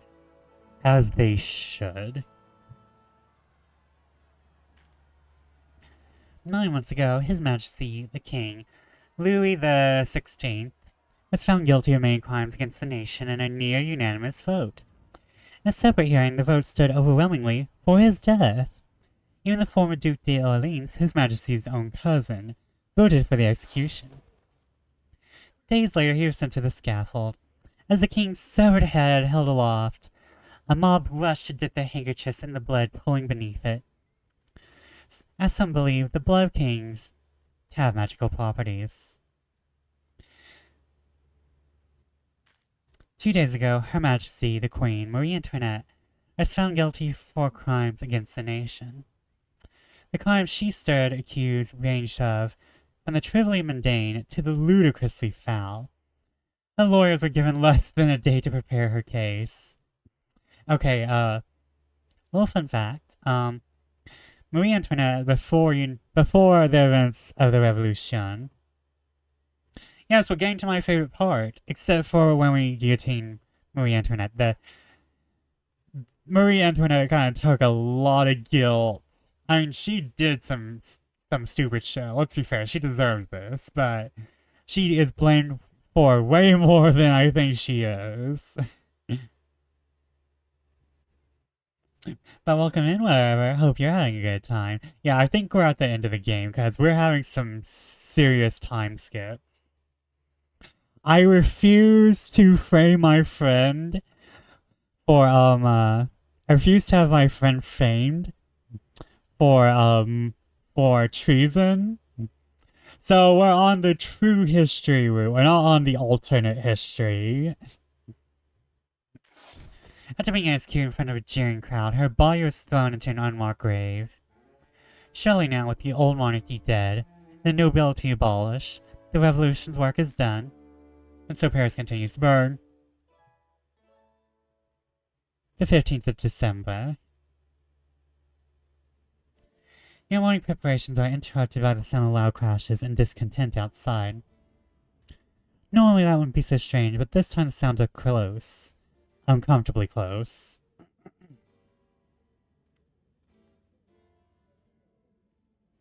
Ever since the revolution had executed the king and queen, the revolutionary courts have been overseeing a steady stream of potential traitors against the new republic.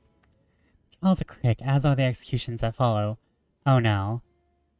Just got home from work and there's a guillotine, as there should be. You look at the window and see members of the city watch forcefully tearing people from their homes and gathering them in the middle of the street.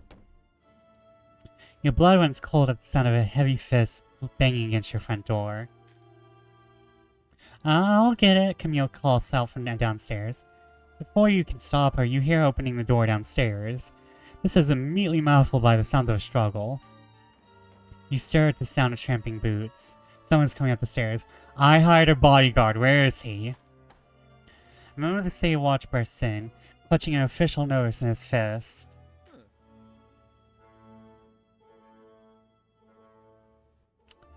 Yvette Decaux, you stand accused of high crimes against the people of France.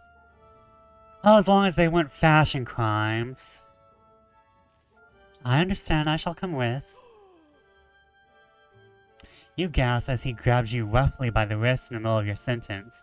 Immediately starts dragging you outside. You tend to placate him, but it falls on deaf ears. Just before he drags you out of your bedroom, you manage to grab your traveling bag. It contains your journal and pencil, along with Joanne's mysterious letter, the signet ring you found under the floorboards in the kitchen. Not long afterwards, you find yourself alone in a jail cell. You try and contemplate which indignity is greater, the fact that you're only dressed in your foundation garments, or the fact that you still haven't had breakfast yet. They haven't let us had breakfast? Or get dressed? You're gonna have me die without severing cunt? Taking a seat on your new bed, You wonder what this trial will be like. Others want you to prove their loyalty to the revolution. You knew one thing, though. Whatever awaits you in that trial, you must succeed. Your very life hangs in the balance.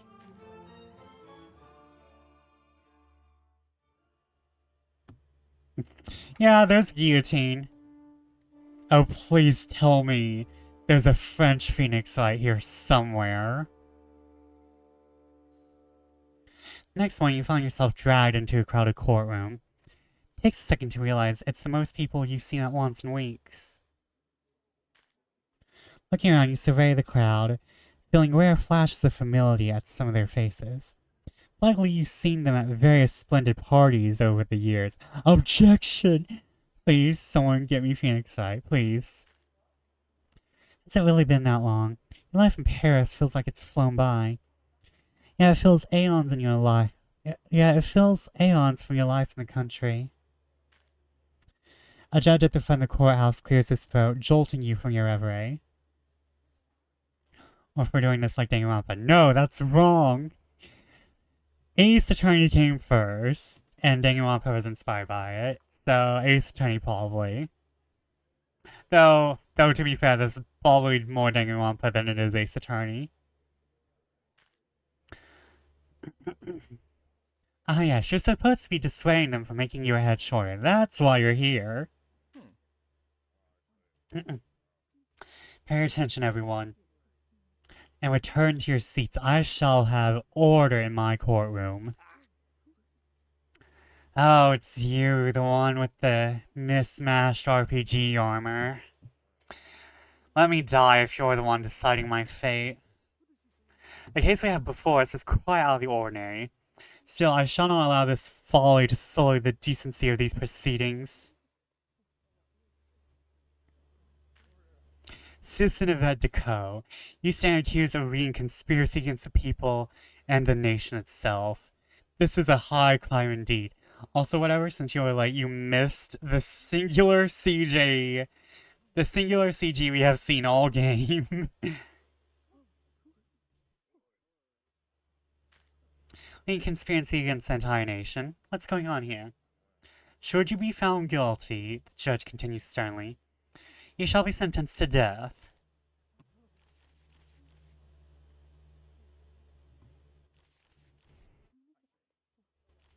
Your Honor, am I not supposed to have a lawyer present? The court shall not be held accountable for your lack of preparation, he replies with a scowl. If you wanted the services of a lawyer, you should have hired one. You lost a little credibility. But you're not really certain how. You're not really certain how exactly you were supposed to hire a lawyer from inside your jail cell. There's nothing you can do about that now. You missed it? Yes. It was Madame Gazelle before we had sex with her. They did not go into detail about the sex, however. The public prosecutor shall now make his opening statements. Sir, you have a wine glass in the middle of the courtroom. Why should I listen to you? Thank you, Your Honor. The prosecutor says as he strides into the center of the room with a practiced ease. I am Antoine Fauquier,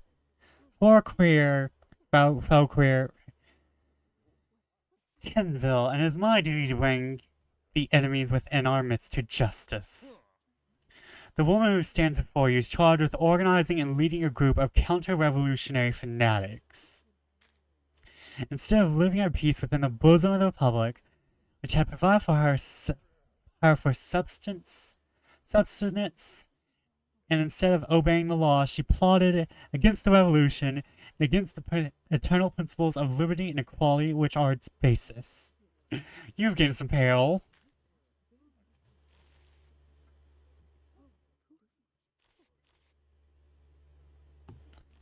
Citizen Decaux, is it true that you engaged a Citizen Armand d'Arbo? I was, monsieur, but I haven't seen him in months. Oh, really? Prosecutor Fauquier. Do you have conclusive evidence that shows Citizen Decaux was in contact with her fiancé for the last few months? I do not, Your Honor. Then I must ask you to redirect your line of questioning, the judge growls impatiently. The jury takes note of this, and you can hear them murmuring in their approval of you. You've lost a little peril. Moving on, it is known to us that your fiance's actions were done in service to a terrorist group called the Frankish Habsburgian Society. You tend to keep your face blank, but your mind races. How exactly does he know all this? The group aimed to suborn our great nation to the monarchy, the Austro-Hungarian Empire. The cause is counter-revolutionary by definition. It would have made slaves of us all.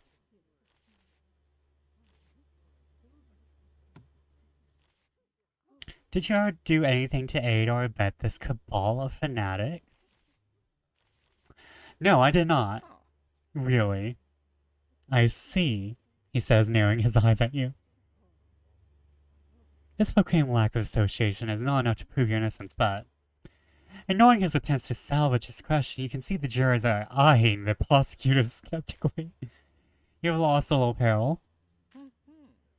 There's also the question of your puzzling finances. It is known to the court that you lived alone, separate from your fiancé for some time. Or at least it appears that way. You possess no great fortune, you had no husband to support you, and yet you were able to maintain your own estate complete with servants. You're not certain if it's really fair to call your tumble-down home an estate.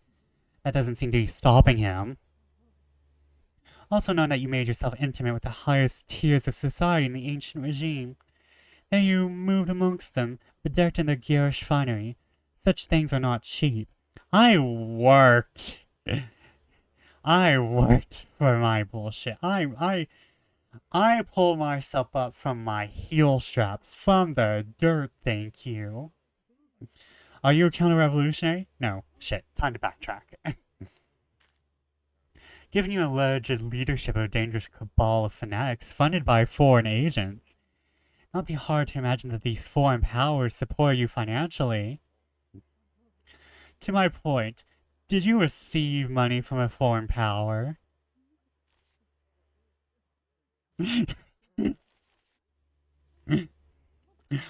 I really want to answer to what end. How do fancy dresses and a maid bend a country? Of course not. I had a job with La Trompette du People. La Trompette du People, the newspaper. You what? You worked for... This, of course, is difficult to prove.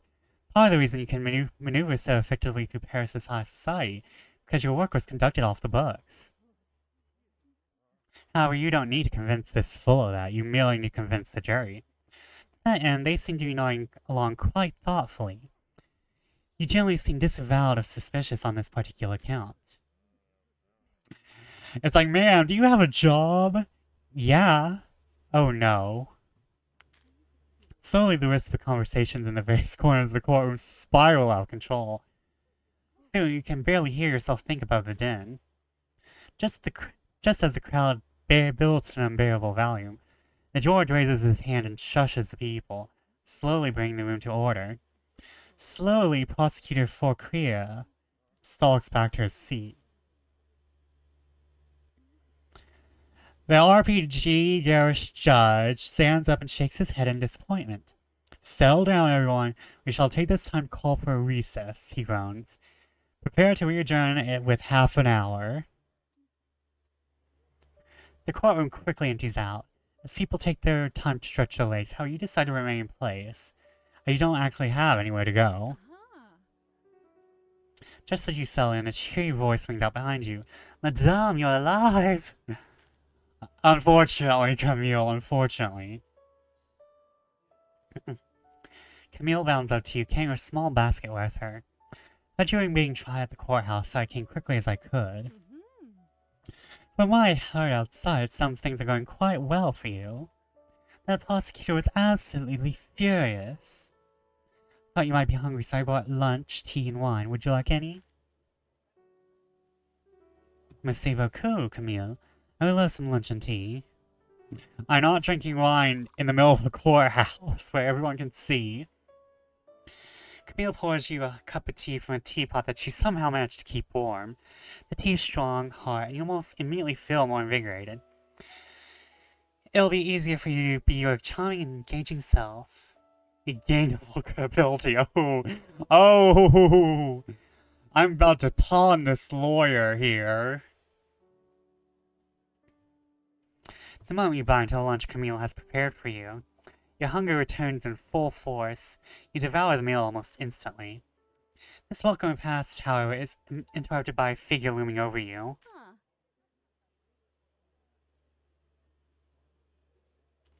It's you. It's this cunt. This three-tiered cake of cunt. Dried up. And I thought you were missing. I was hoping you were dead. So we meet again, Yvette. Time to seduce the prosecutor, I wish. It really is a shame that someone managed to connect you to this Frankish Habsburgian society. That bloodthirsty prosecutor has even gotten into its head that you're the leader. What a tragedy. Imagine you're being wrongfully executed as the leader of a society you were never even a member of. Well, at least now the authorities will stop searching for us entirely. It'll be so much easier for the Frankish Habsburgian society to rebuild and continue its work. I'm going to grab you by your ugly-ass hair and drag you through the mud to the guillotine myself, Joanna. I'm going to throw you down, and I'm going to throw you down, tie you to your carriage, and send that carriage off to America. I don't know how it's gonna work, but it will. Oh, we got ads. We got ads. Has she looked normally, though, through this entire day? Mid ads. It's always lovely when I get mid-rant ads. Hold on. I will send us to... I will send us to words on stream.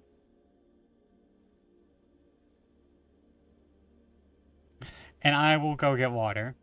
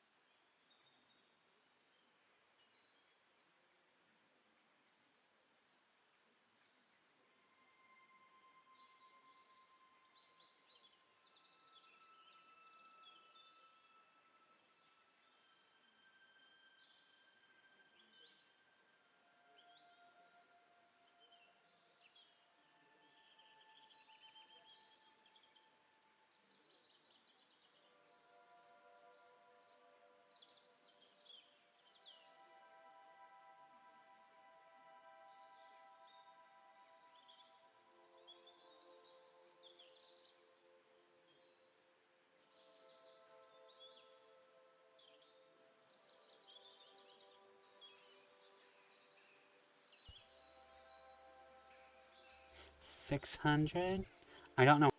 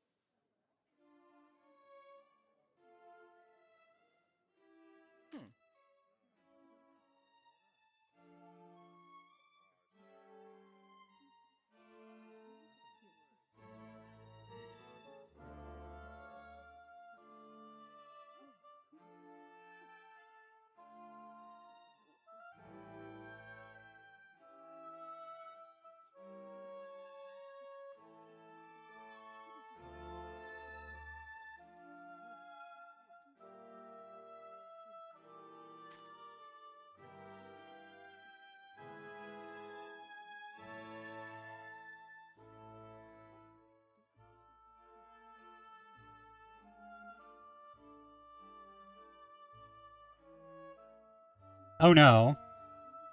Have I been muted? No! No! No! I've been muted this entire time? Oh shit. Oh shit. Can everyone hear me now?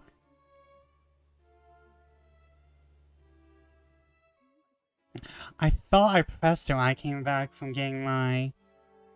from my drink.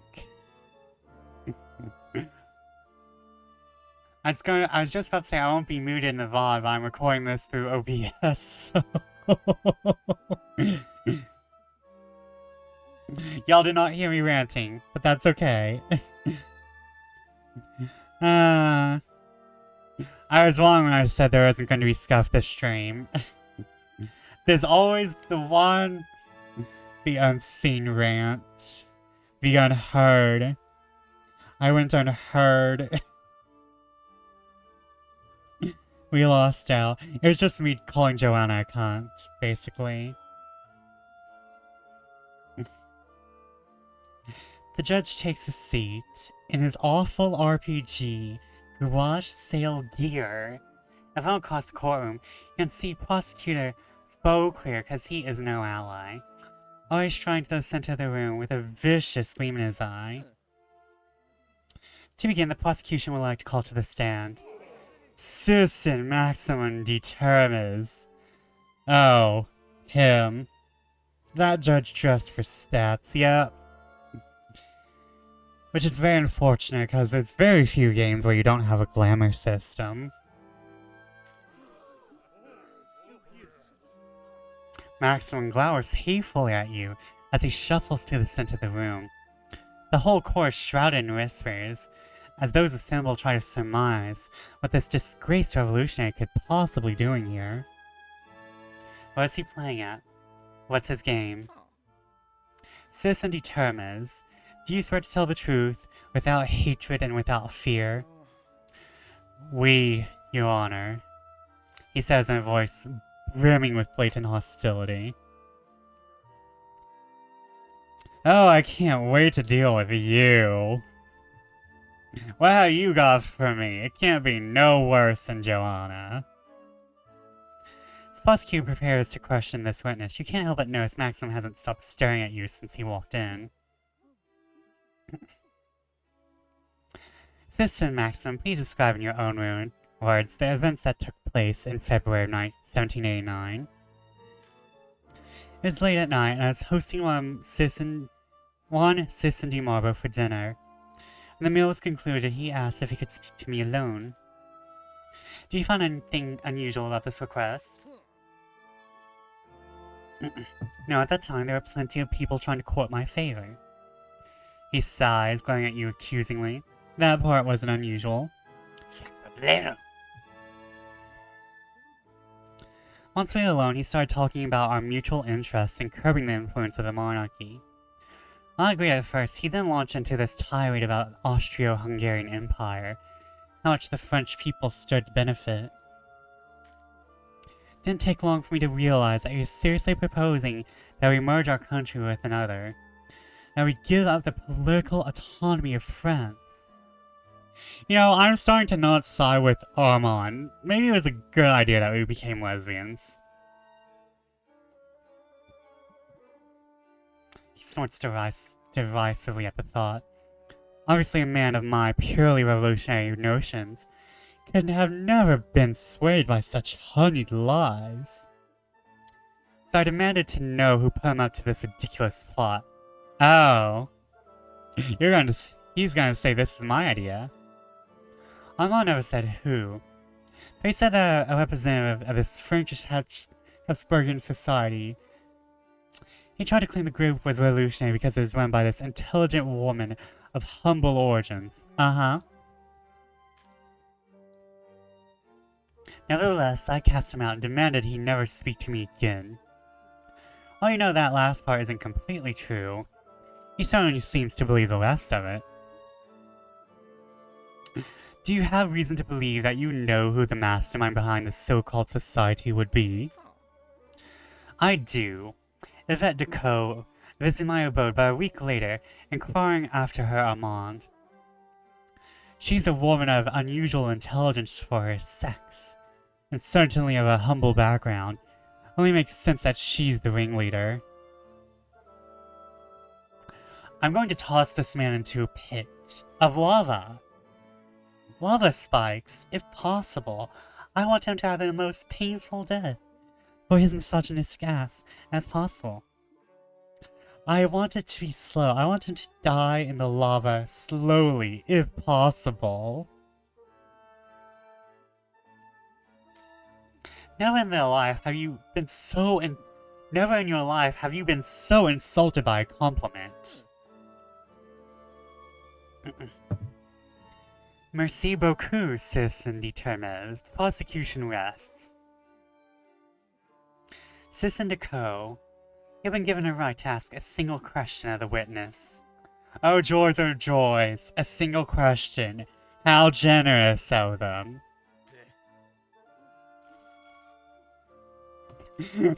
First, I would like to remind the jury that we are trusting the word of a well-known liar and scoundrel.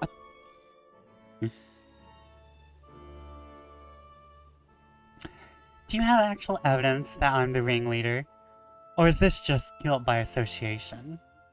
Well, you see. No, I do not. However, my suspicions are never wrong. Maximum sees, as you all hear the jury mumble doubtfully about this particular sentiment. Citizen determines, if you have some proof that's more substantial than hearsay and a supposition, I demand that you provide it immediately. Well, I don't have any. Are you happy? No, I most certainly am not. You've lost some pale, thank gods. Citizen determined, you are dismissed. We shall discuss your conduct here at a later date. The judge glares at Maximum. Maximin? No, Min-Max. He glares at Min-Max as the former Baron slinks away. With that, the judge takes a seat, and you watch Professor Fauquier return to the center of the courtroom, a confident swagger in his step. The prosecution would like to call Joanna Dujardin to the witness stand. Here we go. It's the cunt off. The server of cunt versus the cunt. Joanna approaches the center of the court, and fixes you with a steady stare. Citizen Dujardin, do you swear to tell the whole truth, without hatred and without fear? Nothing would give me greater pleasure, Your Honor. Oh, I can think of many things that would give you greater pleasures. But I'm going to deprive you of every single one of them. Even though I'm not even interested in my husband anymore. 'Cause he's the one who got me into this fucking mess, I swear. Well, my fiancé, he was never my husband. And he will not be after this. But I'm denying this woman any further pleasure. She's going straight to the guillotine if I have anything to say. Sensing none of the venom dripping from Joanna's words, the judge takes his seat. Just looking at this woman causes a pain to grow in your chest, like a snake coiling around your heart. What is she planning? Still think you should have been able to romance Joanna. I don't think she would have liked it. In your own words, can you please tell the court what you observed in the summer of 1789? At the time, I was living on the western edge of the city with Armand de Marveau. During my time living with him, I observed many suspicious instances. He frequently held meetings with various unscrupulous persons, meetings that I learned later were traitors to the interests of France. You seem familiar with what the people were discussing. Did you yourself take part in any of these traitorous meetings? Oh, absolutely not. I did happen to read a few of the letters that Armand had let scatter around our residence together. Armand was always so careless, you see. Reading his correspondence, I found that he was still frequently in contact with his fiancée, Yvette, who was living elsewhere in the city. From what I observed, I believe she is the mastermind behind this fiendish Frankish Habsburgian society, that she deceived him into acting against his best interests, and... Yes, the prosecutor interrupts, raising his hand dismissively. The court has agreed to look upon Citizen Armand mercifully, in exchange for your assistance in finding the leader of this organization. Now, in regards to your claim that the defendant is the mastermind, do you have any evidence to support this claim? Well, in fact, I do. Earlier on, I entrusted it to you as evidence of her crimes. It's a letter she sent to her Armand, detailing her involvement with this cabal of fanatics. I must confess that I stole this letter from Armand. I hope that the court will be lenient upon me in light of my contribution to the public good. Oh, I want to see you burning on a stake. Do not worry, Citizen Dujardin. I'm sure the court can be convinced to see the upright intent behind your transgression. To quote the letter discovered by Madame Dujardin Armand, the success of the Frankish Habsburgian Society's success hinges on your actions. I must put aside your reservations for the good of our cause. I've worked too hard since the founding of this great order to let this contemptible uprising of commoners to stand in the way of my ambitions. At the end, it's signed, your partner in conspiracy, Yvette. I think we have no choice but to believe this missive is a product of your nefarious handiwork, Madame Decaux. The jury mutters darkly amongst themselves. And you cannot stop the horror you feel from reaching your face. I know, Yvette. Your treasonous words are truly shocking. I hardly believed them myself when I read them. Please look upon the crimes for yourself if you can bear to witness them. The prosecutor sneers as he shoves the letter in your face. You frankly scan the unfamiliar letter. You feel your stomach plummet. It even looks like your handwriting. It's not a perfect forgery, but it's close. You look at Joanna's smile. It's a smile of triumph that a predator gives its prey before the end. You look inside your bag with a smile of your own.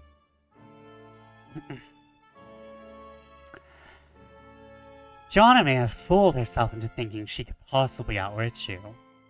But you already have everything you need to strip her of any such delusions. The prosecution rests, Your Honor. The prosecutor takes his seat, and you take a moment to compose yourself. You're almost giddy with anticipation. As before, the court shall grant you the benefit of a question for the witness.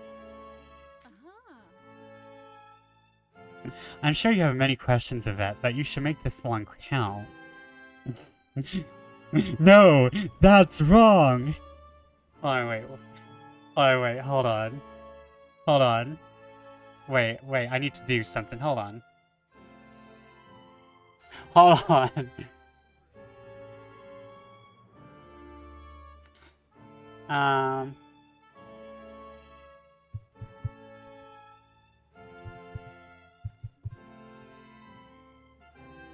Hold on, I'm doing something, hold on.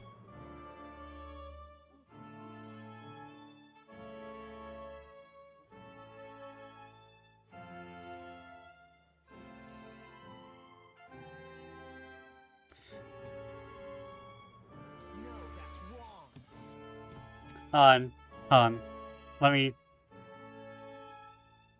turn that up. Well, never mind, okay. That didn't have the effect. It's okay, though. Your Honor, before I question her, I'd like to submit 3 items of evidence. The courtroom gasps at this unexpected declaration. What could you possibly have? Oh, they'll learn, soon enough. I'm sorry, you'd like to what? You'd like to what? You, stop this foolishness immediately. No. Just like I will not heal Chie, I will not stop this foolishness. We're sending you back to the cake dimension where you belong.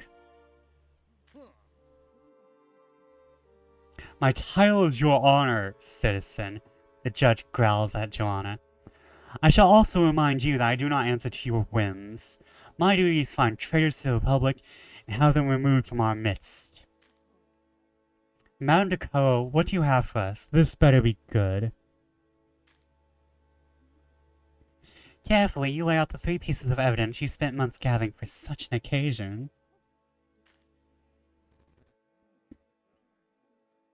First is the letter you found underneath your kitchen floorboards, detailing the existence of a mysterious Joanna, who is leading the Frankish Habsburgian society. That you introduced the letter that Armand gave you, the one signed by one Joanna von Holbein. Handwriting matches that of the first letter, but unfortunately it's written in German.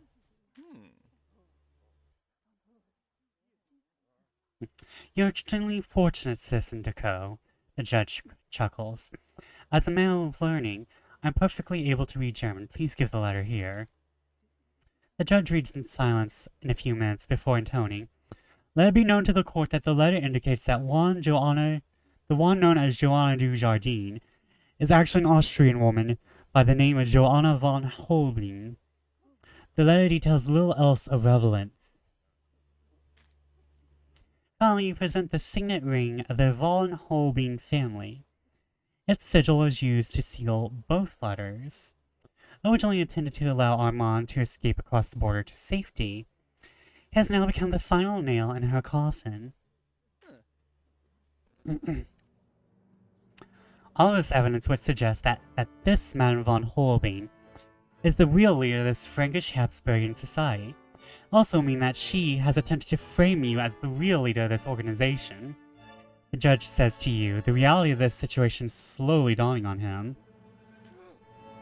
Sacre gods, arrest this woman!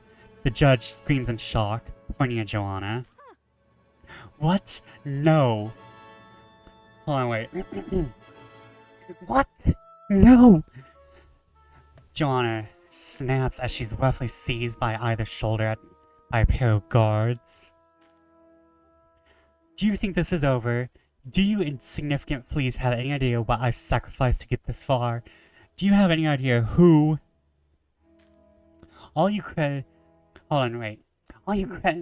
had to do was admit for a single moment that you weren't the smartest people in the room. To admit that none of you have any idea that what you were doing, but you couldn't even do that. This isn't the end. My ambition will not be contained. Not by you, not by nations, not even by God.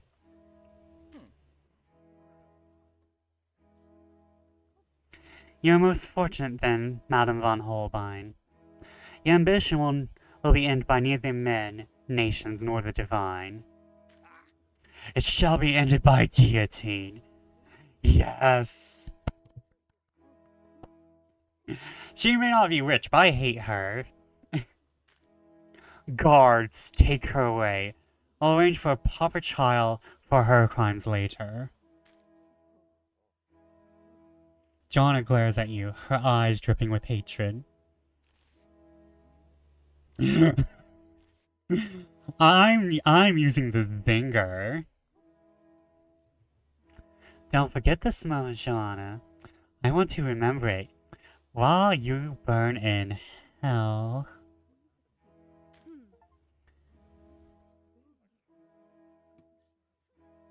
Talking about is fair play. You have no idea what Joanna says as the guards drag her away, kicking and screaming out of court. All of her anger seems to have bubbled up at once, drowning what remains of her eloquence, till all that remains is an animalistic shriek. For a brief moment, you wonder how close you were to suffering the same fate yourself. How would you have fared in those throes of defeat? As for you, Vedico, I have no choice but to declare a mistrial and find you innocent of all charges, the judge sighs. A mistrial, Your Honor? You surely can't be serious. You will be silent unless you would like to join Madame von Holbein in a cell. I am absolutely through with being contradicted in my own court today. You did all the side quests and got the good ending. I didn't do all of them. I know we're missing some. Possible foe queer slinks away at the reprimand, not before he gives you a haughty sneer. You decide to favor him with your broadest and sweetest smile. The trial is over. Yvette Decaux, you are free to go. You have lost all of your peril. The gesture towards the guards. He finishes up the proceedings. The crowd begins to file out of the courtroom. You follow them outside, eager to leave this place behind. Madame, you did it. You survived. Camille exclaims as she bounds over to you and seizes you in a hug so fierce it nearly crushes the breath from your lungs.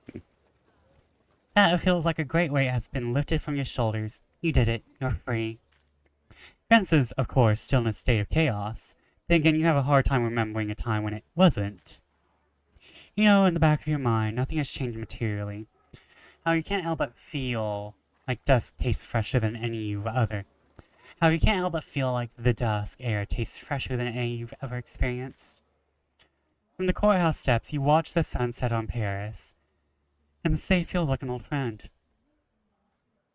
No longer do you feel like an intruding stranger.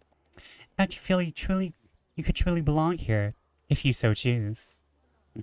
It's like, oh, in order to feel like the friend of any city, you have to be arrested first. It is not your home until you have been arrested and had a trial and declared innocent. Don't have everything you ever dreamed of, not yet at least. At the same time, you have far more than you started with, and a whole world of possibilities ahead of you. You have your health, your good name, your wits, and of course, your ambition. Desire to make things better for yourself. Looking back, that's gotten you pretty far, hasn't it? Of course, while your own story comes to a close, the stories of others either continue to be written or are tragically cut short. A few days later, Joanna was executed.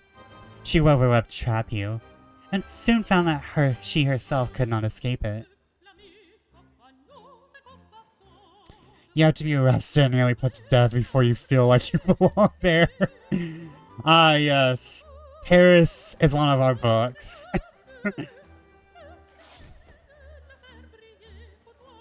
Just like Maximin, she made the foolish mistake of getting in your way, and suffered a suitable fate for doing it. Oh god, that. However, the rest of Paris still marches on, even as you reassert and consider an appropriate way to celebrate your newly proven innocence. Who knows, maybe you'll be the one actually throwing a party, for once. Being kind of evil there all of a sudden. I support women's wrongs, as long as it's not Joanna's wrongs.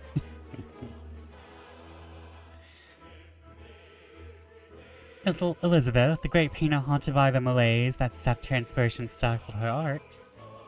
At the revolution's victory,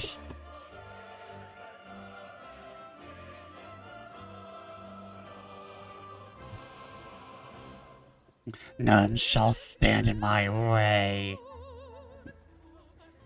At the revolutionist victory, she fled Paris with her daughter Julie to avoid the prosecution as an associate of counter-revolutionaries. Eventually arriving in Rome, she found a new group of patrons. Later on, she'd write a memoir about her career and her friendship with Majesty Queen Marie Antoinette. Ludovico, the priest pushed into the clergy against his will, who struggled with the higher calling that pulled it against his desire to have love and happiness. Forward to the parishioners, he himself fled in prayer. Back in Rome, he was crushed to watch the revolutionaries tear apart what remained of the Catholic presence in France. The land was confiscated, and even the churches were reconsecrated in the name of Robespierre's cult of the Supreme Being.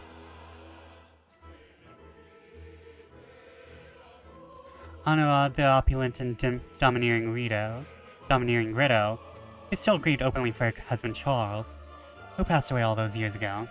Even though she convinced her associates in the bourgeoisie to side with the revolutionaries, she still ran afoul of the courts. Charged with the crime of hoarding of goods, she managed to narrowly avoid the guillotine by hiring one of the best defense attorneys in the country. There's also Antoine, the fiery revolutionary, who would stop at nothing to bring liberty to France. Even from the beginning, he burned with an ardor that threatened to become a raging inferno. The revolution may have been victorious, but Antoine and his views never reached the heights that he had hoped for. While he would remain an ardent supporter of the cause, his influence never extended beyond a few small, fanatical few. Pierre, of course, survived the upheaval. Because men like him have always been well equipped to survive anything that fortune might throw their way. Honest men may find themselves ill-prepared in times of unease, but dishonest ones are quite used to facing danger at every turn. Of course, that's usually because their dangers are entirely their own creation. While he may have toasted to the victory of the revolution and its liberty, he's also heard grousing to himself about the competition in newly founded political newspapers.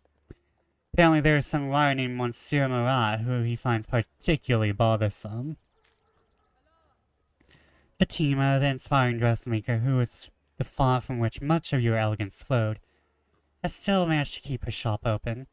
However, with the revolutionary's victory, she has been forced to reorganize her new creations around the new wave of somber, restrained fashions that have come into vogue, unfortunately for her.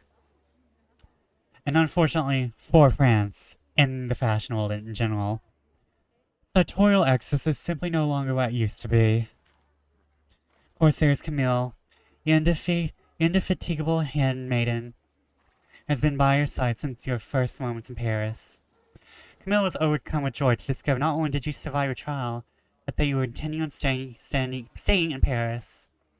Another turn of fortune discovered that your landlord recently fled Paris in order to avoid prosecution for a staggering list of financial crimes. With no one to claim the building, you were now its de facto owner. So the grand arc of your story comes to a suitable close, the sun proverbially setting on this chapter of your life.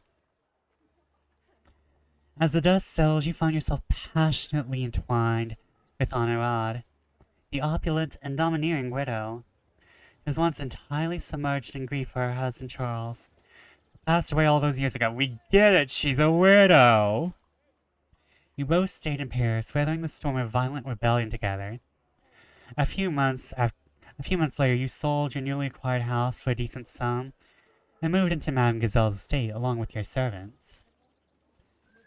She makes a big fuss about all the noise you brought with you and has uttered no small amount of devious threats to you on the subject. However, you can tell that she actually likes the liveliness you brought back into her home. And as always, in Paris, life goes on.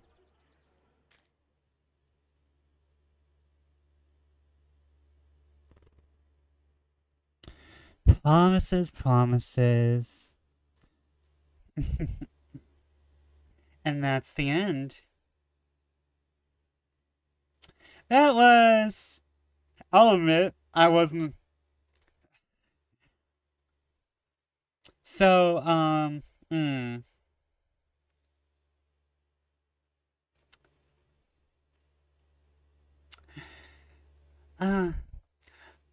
Again, the writing carried. The writing carried. And we had one CG, and I'll fully admit it was not the best. Oh, thank you for the Tamagotchi.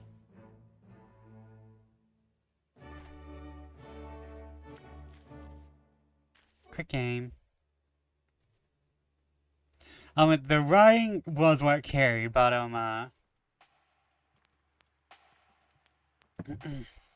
stretchies. Stretchies. Let me turn this down a little.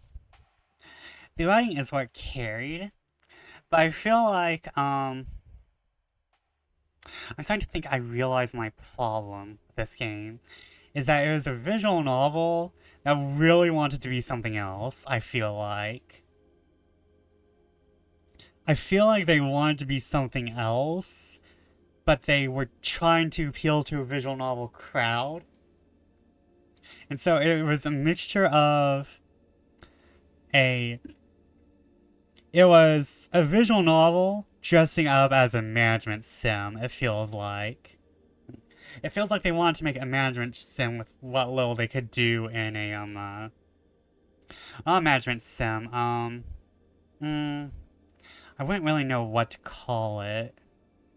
Because it is mostly focusing on social links, or, well, the kind of, visual novel, social points, which is a big thing. It's kind of, is balancing is a visual novel that's based upon dating sim elements, but then there's other things. So it definitely feels like it's trying to be something else that it can't be.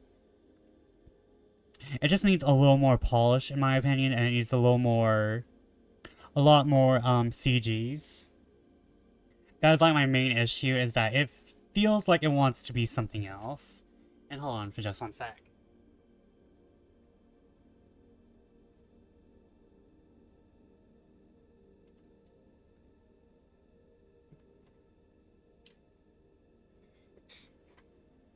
And like, while I enjoy that ending, for the fact that I ended up with Madame Gazelle, I felt like there should have been, like, a stinger ending, or something else that, like, that went into depth with my new life with her. I feel like there should have been something that went into depth. I think that is my issue with the game. It wants to be something else, and also there's a lot of mechanics for a visual novel. I have to like add into that for a visual novel. If this was something else, the mechanics would be severely lacking in all areas. But as a visual novel, it seems to have a lot of mechanics that it wants to do, but there's like very little depth, and not to mention there's a lot of things you can miss out on that I feel like should be more prominent. So like I feel like there's like some want to be like something else, like a RPG or a point and click game. I just feel like it wants to be something else. I think, however, like in all terms, this writing was good. It's snarky, it's sassy, it gives Yvette a character. She's not a self-insert by any means. She is a character. You're playing as a character. And like she's a character and you play as her, and she is not just a self-insert. She is very much her own thing. It's not you who's changing Paris. It is Yvette. Yvette with her own opinions, with her own issues, with her own outlook. And I really like that. But as I said, this game wants to be something else. I could imagine like this in an alternate universe would be like it could have more. Like there's a lot of visual novels that are more management simmy. I feel like if they decided to make a management sim with visual novel elements, this may have been better for it. Like this feels like a concept that could have been something else. I feel like just the fact that there's a lot of repeating events, and like there's a lot of optional stuff. It definitely feels like it could have been like a computer game with randomly generated events, and like you could have managed more stuff. Like it feels like it could have been something else. I kind of feel like they need to make a visual novel to get the visual novel crowd in, which is to me very weird because there's very few people who exclusively play visual novels or dating sims. Like I don't know people who just play those. Like that is probably a very small niche crowd and you're not making extra money for it. I just kind of feel like this may have been a passion project or something, but then they needed to, I don't know, make it for money. I like to know the development behind this game, and I may look that up, because it definitely feels like it could have been so many things. Like, like, that's my main issue, is like, it's not entirely a visual novel. It feels like it wants to be something else. But the writing is just so amazingly delicious. Like, the writing could be better in parts, and there was a lot of weird sentences there at the end, and some, typos. But, like, I have no issues with typos and stuff, because there's definitely other issues in the game. Like I said, a lot of the employees feel like Amazon Prime. You use them once and then you never see them again. And not even for what they were supposed to be useful for. But, yeah, that was a good game. I'm not playing it anymore on stream, though. Y'all deserve better. I'm so glad that next week we're going to have more freedom. And I have some interesting stuff planned. Um, not sure exactly what. I think we're going to be going indie for a bit. Or going with smaller games, cause now is like the perfect time to be going through smaller games. Yeah, not to mention, we have Tomb Raider, which I need to do, let's see here. Let me actually go into Steam.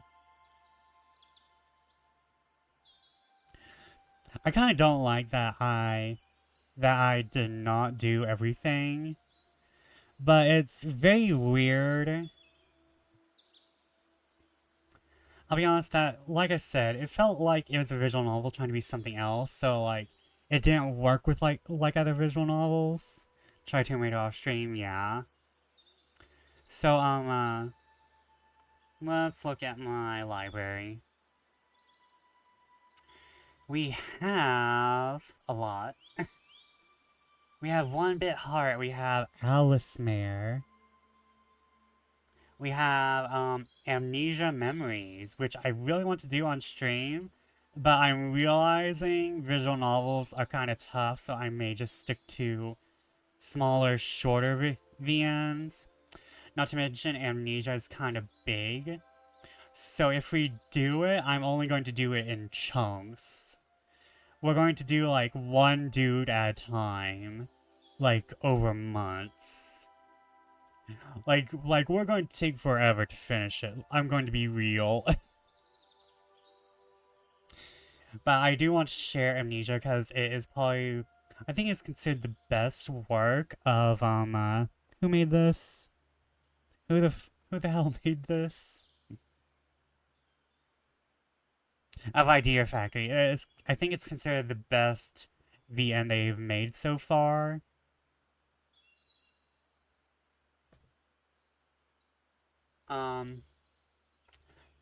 But we have a lot of smaller things, and I could also just do some one-shots of other games that have like randomly generated stuff, like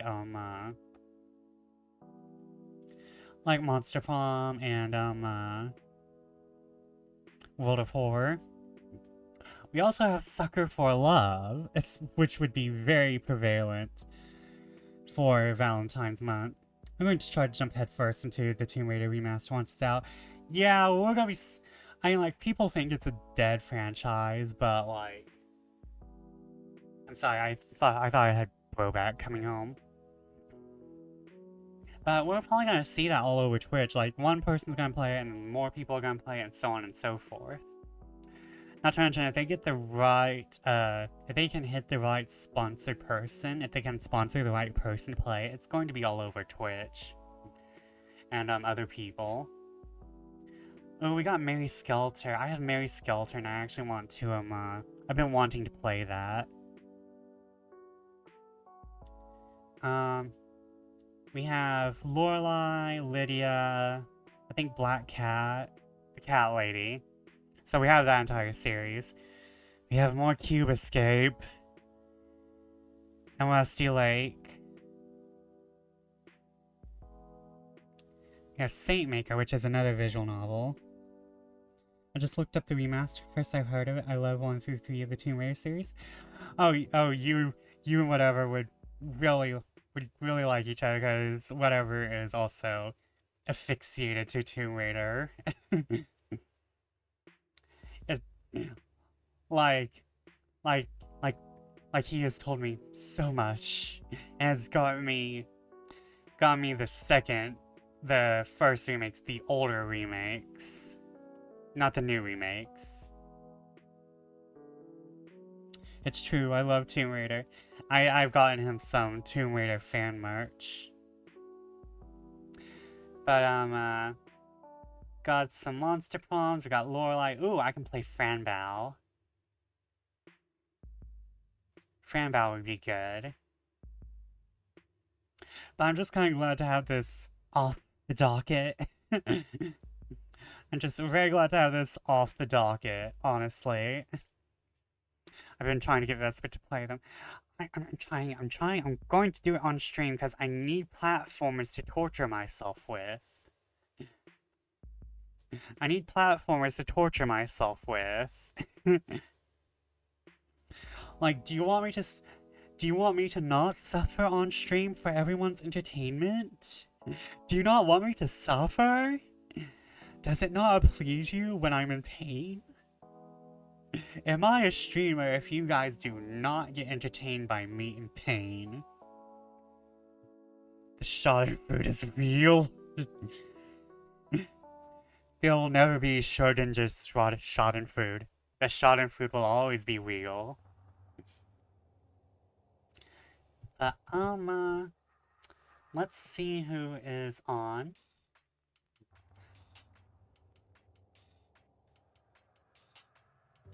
Because we're almost saying the time I would normally not go anyways, so... Wait, it's for... Hold on, guys. I have to, mute. Mute desktop. Hold on. Okay, I have to suffer through 30 seconds of ads. Ew.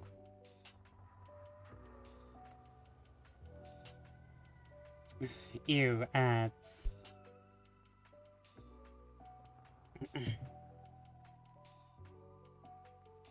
Cause normally I do not get to raid this person. Normally he does not go this long.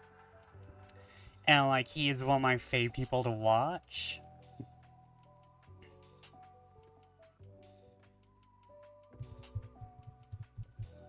So let me just clicky clack.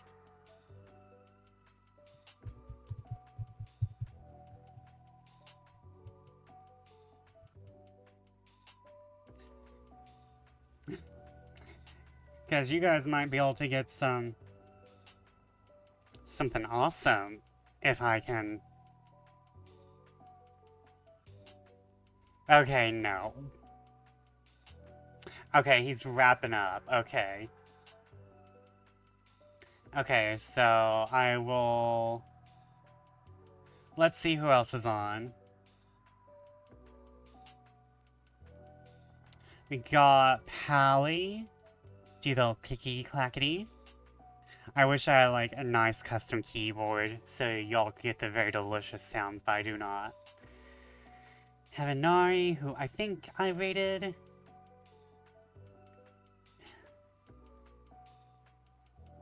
Oh man, these mashups are so good. I wish y'all could listen to this. Hold on, maybe you can. Oh no, wait. Hold on, that would be me copying another stream. Never mind.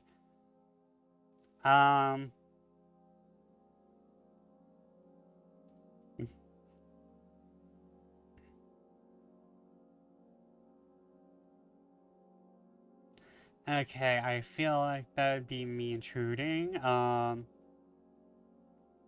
Never rated you before.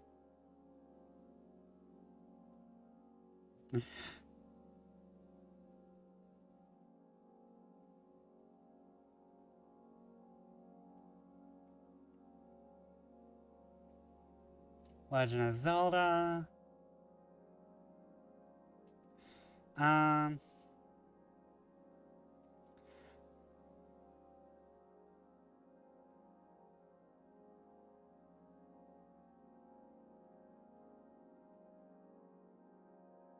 I entered the stream and I immediately feel old. Well, I don't really watch I don't really participate in chat that much. I always feel bad when I have all these people and I'm like, I can't read any of them. Cause I feel weird. Cause I follow them, but I don't really interact all that much or watch all that much. I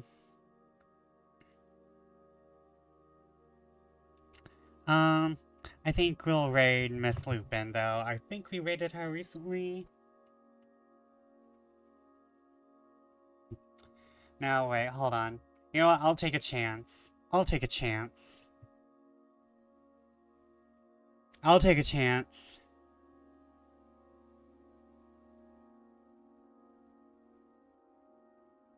We'll raid, JC the Art Rich.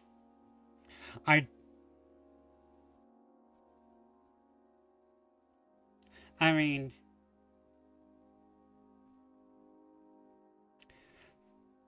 I mean, why not? You know, they're doing art, they're handsome, they're rich, they're gay. I mean, why shouldn't I?